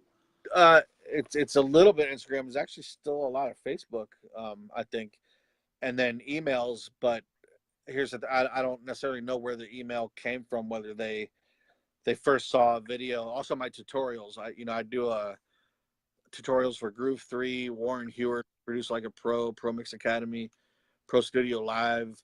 I've been on Pensado's Place. For a while, I was a recommended mixer on Pensado's website for somebody that if he didn't have time for you, there's a small list of mixers that he recommended. I was one of those. So people will just email me, and I don't know where they got my email from if they don't say. Um, but I do get a lot of people that say, "Hey, I saw your video. I really love your mixing." So at that point, it's like, okay, they saw my video, then they Googled me, then they got to my website, heard some mixes, or they went to All Music and heard, sought out some stuff on Spotify, and they heard it, and they liked it, and now they found my email, and so I just between my website, my Instagram, and my Facebook, everything's out there. I think even my phone number is somewhere on Google, unfortunately, but it's out there. It's like um, people can definitely find my email all the time, and then they'll email me that famous question: "What's your rates for mixing?" How do you, Uh, okay, let's talk about that. So, how do you approach that? I know that someone at your stage of the career, you're probably pretty standardized. I mean, someone says, "What's your rates?" and you just say, "Here's what they are," and that's that. oh, actually, Okay. uh, for majors, yeah, and that's definitely I just throw it over to my manager, and I don't mind talking about that. For majors, I'm between $2,000 and 2,500. And then if there's something else she can finagle, like points or publishing, she will go down that road. But a lot of times, that's just a closed door. It just depends who we're talking about. Mhm. But for indies, I mean, man, like the indie world is just so varied. Some people have $2 and some people have $2,000. So I have a range, and I shoot for in the middle, like a grand. Like I'll just ask people, like, "Hey, how close can you get to 1,200 with your budget?" Or, "How close can you get to a grand?" And um, that allows me to be a little bit flexible, and I'll go below that. And I definitely have a bottom where I'm like, you know what, this isn't for me. It'll end up costing me money if I spend. Oh, we might have lost you. Give it a second for it to catch back up. Let me see if changing.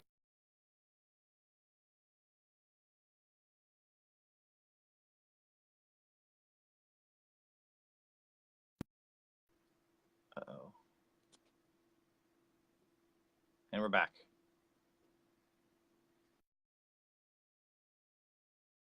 About that. Oh, it looks like I lost Bob. So unfortunately, it looks like the internet just shut down. We had a couple glitches early on in the program, but let me see if I can get him back. One second here. Bob Horn. All right, well, if you're just tuning in for me now, I'm Dr. Ford, and I have been interviewing Latin Grammy and Grammy award-winning mixer, producer, multi-instrumentalist Bob Horn, and here at my studio, Sound Kitchen Studio C, and Bob's over in North Hollywood over at Echo Bar. And well, we got pretty close to an hour and a half, so that was pretty good. For anybody still watching you, thank you very much. Today's broadcast is benefiting St. Jude's Children's Research Hospital. So if you haven't donated and you're thinking about donate, any amount of money helps. It's a great cause, $1, $5. So far we've got 55 on St. Jude's, which is pretty cool. So we're going to buy dinner for a couple kids tonight, benefiting this broadcast. I guess if I can't get Bob back, then I will call it a day. Let me see if there's a way to get him back. Oh, help, Bob's there. All right, we'll bring him back in. All right. All right. Sorry about that, guys. Hey there. Hey, sorry about that. I Something was got. talking. I think that messed it all up. Well, you know what it is that my internet is somewhat spotty in this room, and Oh, so okay. like, if my Wi-Fi works, and sometimes it switches back and forth. So either way, welcome back. I'll edit Yeah, this out for the podcast. Okay, cool. so we were talking about that you look for a range of pricing and that you do your best to work with people provided that it helps your bottom line, provided that it makes your bottom line for the day and you're not losing money. Yeah, I mean, no matter what rate I get, I'm gonna put in the same effort. Maybe the paranoia will change if I'm working on, a mix for $2,000. I might double check it 5 or 6, 7 extra times before I send it out. But on an indie project, I definitely work as hard because you never know, anything can blow up at any moment and become successful. So um, yeah, so even if I have a sliding rate or a lower rate, I'm gonna work just as hard. I might make something bumpable, so I might tell them like, okay, well, if you're doing a rate this low, either pay me all up front or let me do this in my spare time, or let me, if a bigger project comes in, I might bump you a day and then get back to it, kind of thing. Um, so I just kind of play it by ear, to be honest. I've mixed a lot of great songs that were $800, $1,000, not $2,000. If I held out for $2,000 all the time, or 1,500 or something like that, I'd be missing out on a lot of great music, and a lot of stuff that has helped grow my tree of uh, colleagues and friends. I've even had major label stuff where they're doing a mixtape and they only have a very small budget. They don't really have the budget that they had last time I mixed their record for them, and I end up doing that just to keep the relationship going. And that mixtape could turn into a big record. It's like, look at Drake's first album, it was a mixtape. Hmm. So yeah, it's like I try not to beat myself up too much, but still take a lot of the best projects I can, and worry less about the exact dollar figure as long as it meets my bottom, line. You know. So, what advice do you have for the younger audio engineers, people in the middle like myself, who are trying to get their first major label contracts and start to move towards that world? How do we do it? How do we breach that? It feels like a glass ceiling, and it's like it almost Yeah, you have to be invited it's so in once hard. you achieve. It's all relationships, and it's all having A&Rs believe in you, stuff like that. I took, yeah, man, it's when the opportunity happens, you have to be ready. And I'll give you an example. So I have a producer friend I collaborate with a lot. He's got a room here at the Echo Bar. His name is Mansour Zafar, great producer. And he got a call from the Stereotypes, and they wanted a mixer that would mix like, uh, top notch, like it was a $3,000 mix, but wasn't going to charge them that. In fact, a lot less money and lower than my bottom line. And because of who was calling, uh, I took the opportunity because I didn't know where it would lead to. Maybe it would show them like, oh, hey, here's this guy we've never used, and he did us this favor. Let's throw him some real records.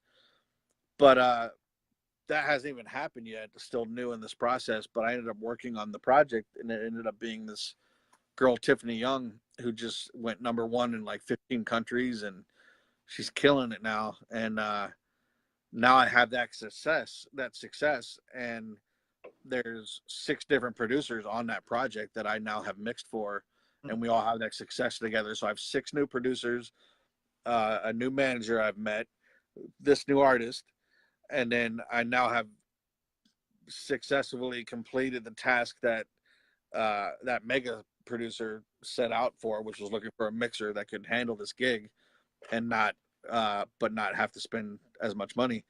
So now I kind of have that relationship, and we'll see where that goes. And at the same time, one of the producers of the EP happens to be an A&R at Interscope, which is a major label.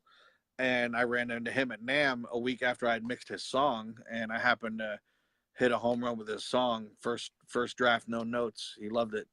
So I ran into him, and now we've started to cultivate a relationship. So I gotta follow up on that. So that is just an example of that one gig that was under, there was a lower budget, has sprouted 2 major label avenues of possibility, and then 5 or 6 different producers of possible work as well. So now I just got to follow up on those. Maybe some of those will reach out on their own to hire me, but at the same time, I need to be proactive and hit them up and be like, "Hey, it's me. Remember we worked on Tiffany Young together. What you got going on lately? What are you doing? You know, anything I can help you with? Stuff like that." And to me, that's always been the road to opening more doors is having successes with somebody and or a colleague of theirs, and then they recommend you or you follow up and open another door for yourself. The cold calling has never worked for me. Um, just calling an A&R, calling a label, even running into them in a studio and like, hey, I'd love to work for you sometime. And like, yeah, sure, yeah, no problem, that'd be great. And it never happens, So it is a very seemingly glass ceiling, but you just have to watch for those little opportunities that happen and then pounce on them. And they may not happen that often. So and then definitely all of this type of stuff we do, these interviewing. I mean, we're just even now like, I mean, it's awesome. All these people that have joined us, but just us, conversing back and forth. We're throwing a lot of information back and forth with each other that's helpful for both of us, and you know. Well, I hope I'm at all helpful. I'm mostly just asking questions. Try to give you a good interview. Well, I've already made a list of like 2 or 3 things I'm going to do when we hang up. What are you going to do? So this is the reach out to a couple of people. That's great. Okay, so what else could I ask you? We got a little bit more time left. If you here's a hard ball. If you were going to sign an act to yourself, let's say Bob Horn Records, you were going to sign an act. Yeah. What would your process be to launch said act in the modern music business, knowing what you know? I am actually doing that now, so I can tell you. The guy I mentioned, Mansour, he and I have signed an artist, and we've worked with her for about a year now. We have 12 songs and 2 videos collected, and it's funny. There's so much belief that you don't need the major labels these days, and I kind of tend to disagree to a point. We are definitely going the major label route if possible. We have the contacts to reach out to. We have good enough material. We've taken the year to get great songs. That's what I always believe that's the most important, is getting great songs. And we've put a management team together, and now we're going to basically shop her to 10 different labels. And if that doesn't go well, then then we'll regroup and maybe go the indie route. As far as putting your song out there, TuneCore, DistroKid, SoundCloud, all those stuff, you got to have money behind it. If you have any success and make any money, you have to have money behind it, and you have to have a budget. You have to do things like hire a publicist for maybe it's like $2,000 for 3 months, and that publicist will. That's cheap, by the way. Tell the world about your artist, and then 3 months later you got to do it again, constantly putting out good material on Instagram and YouTube, but also just not putting it there, putting the team behind it to get the word out. It's like if you just put something out on Instagram, maybe 5% of your followers will see it, maybe. So you really got to get a plan behind your rollout. And I'm not an expert at that. I'm learning that all right now. Well, I can tell you one thing that I've been learning and is evidenced by these videos that I'm doing is that when it comes down to the algorithms, I've noticed through various experimenting, I've got a semi-famous guy that came into the studio. He's pretty famous in the hip hop community. He's one of the bigger guys, which is a subgenre, and that's Big Smo. And Big Smo and I were talking. I brought him in to he's doing a feature on my girlfriend Hannah's single that's going to get remixed for the summer. And so we're going to do a big launch, hopefully, knock on wood, right? Hopefully that does something. Anyways, what I learned was, so Smo was telling me that the algorithm for Facebook on a standard artist page, every post is roughly 1 to 3% of your target audience gets to see it. If I just say hello world, 1 to 3%. Then if you pay, depending on how you skew the payment for the sponsored post, that 1 to 3 bumps up to 3 to 5. And then if you specifically do pay so that your audience can see it, now it's 5 to 10%. And so what we were talking about is that it seems like the only way to activate an entire audience for an artist page is Facebook Live. Because what happens when you go Facebook Live, everybody who follows your page gets a little ping in the border of their cell phone. It says Daniel Ford is live, right? And it does that. And it seems to be the only way that you can get it. And this is evidenced by Big Smo's got 500,000 people on his 500,000 follows and likes on his artist page. And so when he was in the studio with me and he went Facebook Live, 2,500 views within the time that we were doing it out of his 500,000 people, because enough people had their phones and they weren't working that they were able to jump to it and go on.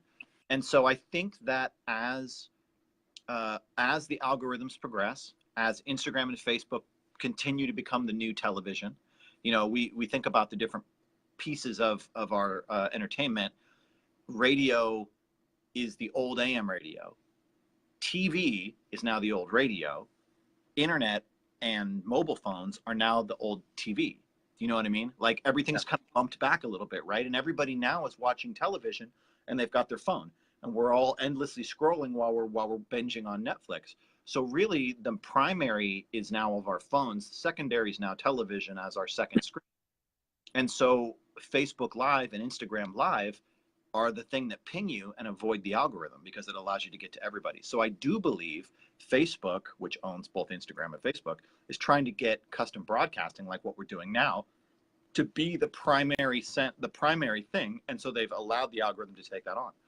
I don't know how relevant that is to what we're doing, but it's very interesting because if you think about launching an act, going Facebook Live or going Instagram Live may be the single best way that you don't have to pay for a sponsored post and you get to actually reach 100% of your audience. Right. Yeah. It's interesting. I mean, it's if you're going to go the indie route, you just have to make this a job. Social media has to become your job. You have to do all of it. Like, we just had our artist she's an R&B artist. Her tracks are programmed instruments, not a lot of live elements, but we just had her do a simple video shoot with an acoustic guitar, and she did a acoustic broke down version of one of her songs this last weekend. It came out awesome, and that's going to be just one little extra video she throws out there while we wait for the bigger videos and the launch of her EP and everything. And you can't do a song, put it on SoundCloud, and then move to the next song. You just wasted all that effort, all that money, all those people's times, and I see that a lot. You got to get behind that song and jam it down people's throats. You got to Google bloggers in your genre and send it to them and ask them to review it. And anything you can think of doing, you got to do, it's literally has to become a job. Like that's the new touring and going out and playing shows twice a week. You should do that too. Yeah. What do you do for your personal life to manage home life versus work life? Do you have any set, like for example, for me, I have a personal rule that if I ever do something one night, I won't do it the second night. And what I mean by that is, like, let's say I stay up late and play video games till 4 a.m. because everybody goes to sleep at midnight. And so I'm like, I don't need sleep. I'm going to play video games for 3 hours and like whatever. If I do it one night, I won't do it the next night. And that's the same for like a session. Like if I'm here late till midnight or 1 a.m. with a client and I do it one night, my own personal rule is I don't do it the second night, because the second night I want to go home and I want to be with Hannah and I want to have my dogs and I want to try and balance my life like that. Do you have anything like that you do, or are you just a workaholic? I'm definitely a workaholic. I definitely have a very unbalanced life.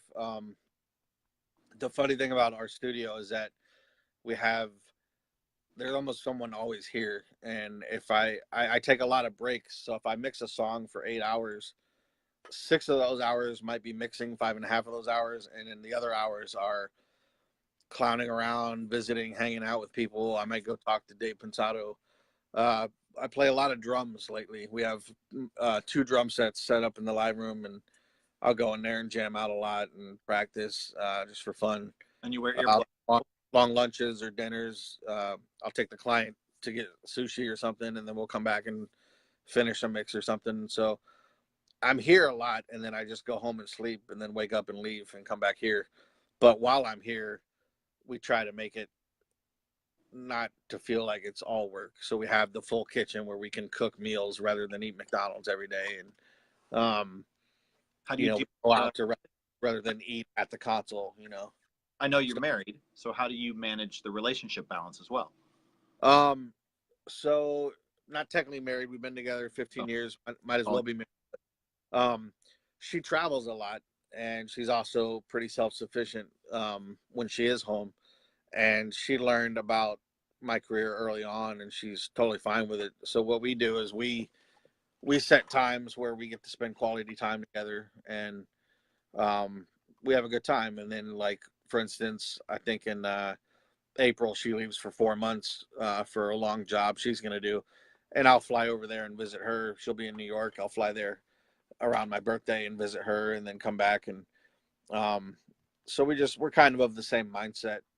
So it was key that you found a partner who understood your situation. Expectations were set so that you could both thrive and not put yourself in a position with a partner who had demands that would hinder your success in the studio. Absolutely. And I have many friends that have the opposite, and they run into a tough time with their partners, and balancing everything, and something always suffers, the home life or the work life. And we might have a conversation where it's like, I haven't seen you in a while. When am I going to see you? And then I know, okay, and now I need to start thinking about what's the next weekend I can take off, or tomorrow. Could I shift something, reschedule it, and get these feelings under control of hers, and get her happy again. Spend an afternoon with her, and then, or a whole day, and then, we've kind of reset the the situation. So that's how I kind of handle it a lot. Yeah, I mean, there's just something always for me to work on. So if she's occupied or she's out working, then I'm working.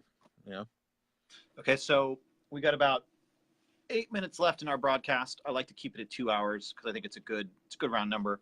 I've avoided talking about mixing thus far, but let's do a little dabble. Okay.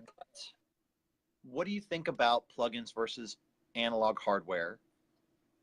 The great debate. I know that there's great software. I know there's great hardware. How do you justify that argument, and what matters to you? Matters is none of it matters to me. I just use what I like, and I might have a day where I open and close 6 songs, and they have to come up recalled exactly. They have to be where I left off instantly, so I can make a tweak, close it, bounce it, close it, send that email off, and go to the next one. And I used to have an SSL. I used to have tons of outboard gear. Now I have some outboard gear. I use most of it for tracking, and then I have a handful of things that I might use on a session, but I'll end up committing them as audio and then forgetting the outboard gear. Or like the Bricasti, it has a MIDI plugin that recalls it exactly. So I never even touch the thing. It acts like a plugin. And that's why that's continued to stay in my deal. But if I have to recall 8-10 pieces of gear every song I open, it's going to slow me way down and become very frustrating. It used to take me an hour and a half to reset my console and all my outboard gear and the patch bay between songs, and that got really old really quick. Sonically, there are some magical pieces of outboard gear, and they do have nice tone to them. They sound great. At the same time, if you don't have those, it's not going to keep you from making a grade A radio ready quality mix. That's your skill and the production that you have to work with. You know, the tracks you're mixing. What are the Um, gear that you think are magical that you just said? um, so like I'm gonna name mic pre's too and microphone stuff as well, but like the UA16 mic pre has such a nice, cool color to it. A lot of people have the 6176 or the dual 610, but that mic pre has such a character to it. If you want something that's got some life to it, and it's not just a flat window, that's something.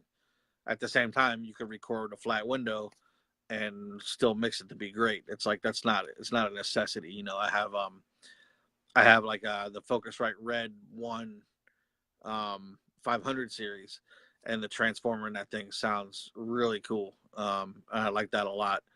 So you know, I'll definitely use that from time to time. The Black Box HD2 by Eric Rossi, the analog design. That thing has a lot of character to it. There's things like the Kush Clariphonic EQ. There's a plugin and there's a hardware, and I would argue that the hardware is 10 to 15% better, if you want to call it better. And I love the soft that Kush Clariphonic on everything. It's Yeah, like Frank's red hot. it's great. But the thing is, you're not. I mean, you give a guy who's only been mixing a year, you know, 50 grand in outboard gear, and you give me stock Avid plugins, I'll mix them. It's not.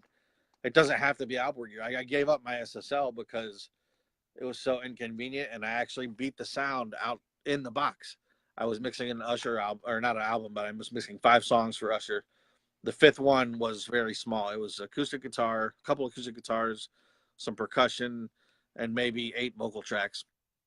And I started splitting it out on, you know, the console, you know, kick, snare, all that stuff, little percussion things. And I started noticing I'd already been kind of balancing the faders in the box, and now all of a sudden it was degrading.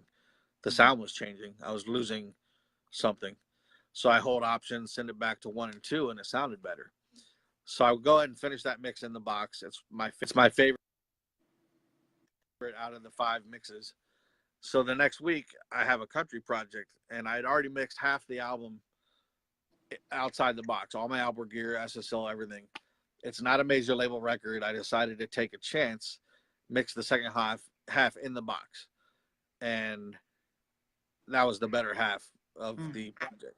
It was had wider, it was deeper, it was just less processed sounding, less noisy. It was just so much that was good about it. So from that point on, this was 2010, I just started always A being. It's like, do I need this SSL? And I kept coming up with no, it's not helping. I'm getting anything I want to get. I can get out of the box, out of with Pro Tools, you know, 12. Once we got past Pro Tools 11, everything just started sounding so good. Algorithms. I don't know if people know that, you know, Pro Tools 12 is a completely different Pro Tools than 10 and 9 and 8. It's actually redesigned, totally different engine, you know, so it's not the same Pro Tools for the people that last used Pro Tools on 8 and 9, you know, and 10. But it sounds great. You just got to learn it. It's like anything. It's like you got to learn. I know these older school guys that they can't do it without a console. They need the console. They need the inaccuracies of the analog world because the digital world is too perfect. And that's what I like about it, is that the digital world is a perfect window. Whatever you give it, if you give it crap, it's going to come out crap. If you give it gold, it's going to come out gold. So that also gives you a blank canvas to make something what you want, you know. So if you know how to get there, whether it's a little bit of decapitator, a little radiator, and some transformer plug-in, and then UAD Ampex tape, and whatever the tool is, if you know how to get to where what's in your head, the digital world is so great, you know. Are there any magic, like, character boxes you love that degrade sound in a beautiful way? For example, one of my favorite plugins is Waves King's microphone, because I just love like when you have a sound and you're like, it's just blending into the background, or it's just kind of, it's like it's cool, but it's not cool enough. But I don't want it to be bigger. I just wish it was more charactery. King's microphone always gives it attitude and character. It's less than, but in a great way. Are there any other plugins or boxes that you love that do that? Can you see that screen? A little bit. Okay. So this plugin is called RC20 Retro Color. Oh. That's RC20 Retro Color, and it's made by XLN Audio, which is, I think they're mostly known for drum samples and drum replacing. But this plugin has like transformer, tube, saturation, wow and flutter, vinyl, flux. It has all this different great stuff that you can mix in with your signal. So again, that's XLN Audio RC20 Retro Color, and I really like that for all those reasons. Yeah, it even has the vinyl crackle thing if you want that. that's awesome. But Because that stuff is really useful, right? I mean, and I do a lot of country music, so like occasionally I want it to sound like it's on the porch coming out of an AM radio, or I'm like, I'm layering things and I'm like, oh, I wish this was back here and had something else to bring it forward, but stay back. So like, are there any other kind of secret little doodads like that that you love when you're mixing that are not kind of traditional?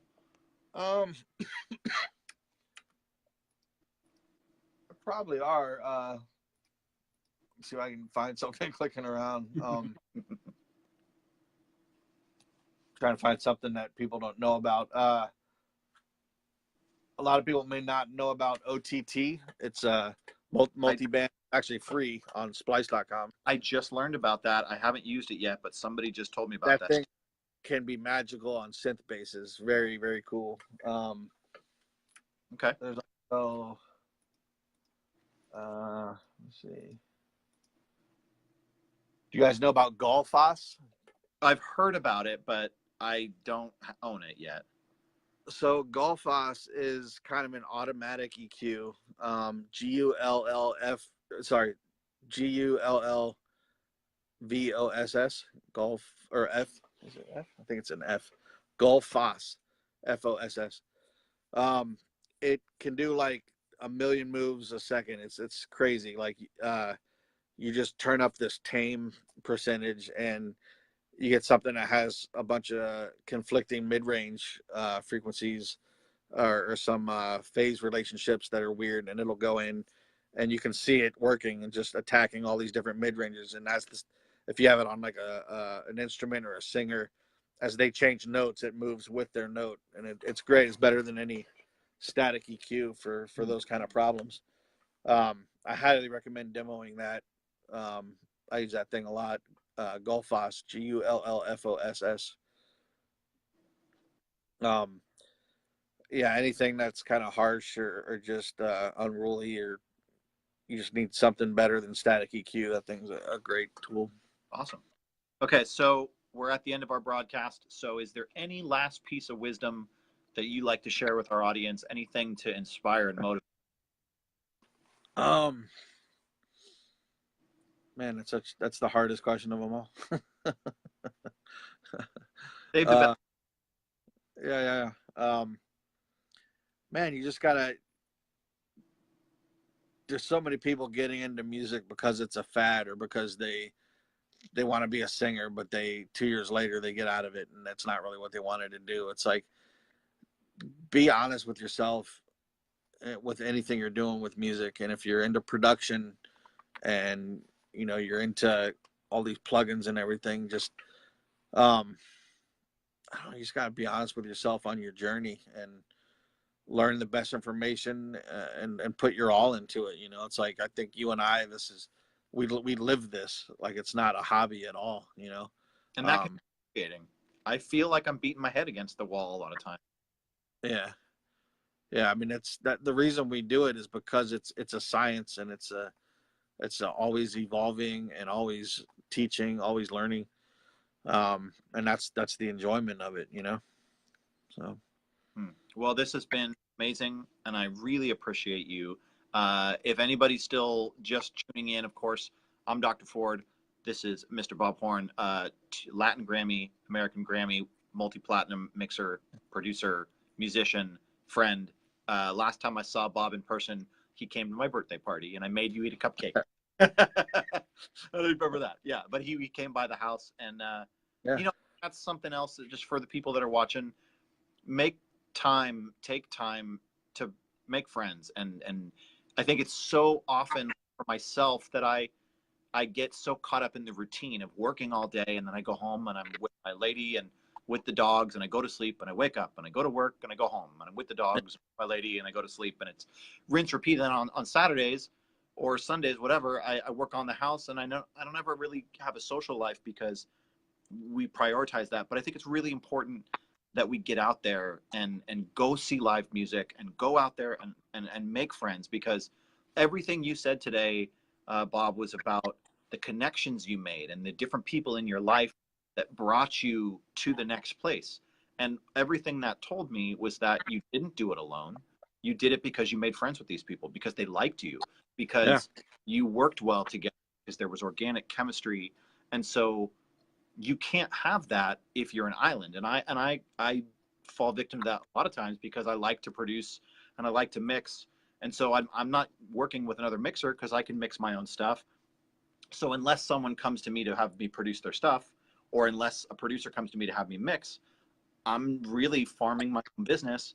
I'm an island, and then it's rinse repeat. And so I don't have a lot of people coming in and out of my universe, you know. And so I think it's really important to remind ourselves to, it's a team sport. It's all about who you know. Be cool, be a good hang, make friends, buy somebody dinner, send somebody a pound of coffee, send a bottle of wine. You know, there's stuff in our culture that revolves around sales that for some reason in music got a dirty word. And so we tend to think of music and the music business as this kind of sacred place because it's about music, but really we're kind of held to the same standards of any other business. It's still sole proprietorship. We still file taxes. We still farm sales leads. We still have a service industry. We still bill. You know what I mean? And so I think a lot of people don't realize that everything that we do day to day, it might as well be a shoe store. Yeah. And so thank you. I'll jump off my diatribe, but just say, go get out of the studio, make friends, buy Bob dinner. And I think that's really the key here is just, you know, try and be more than just a hermit. And I think it'll serve you.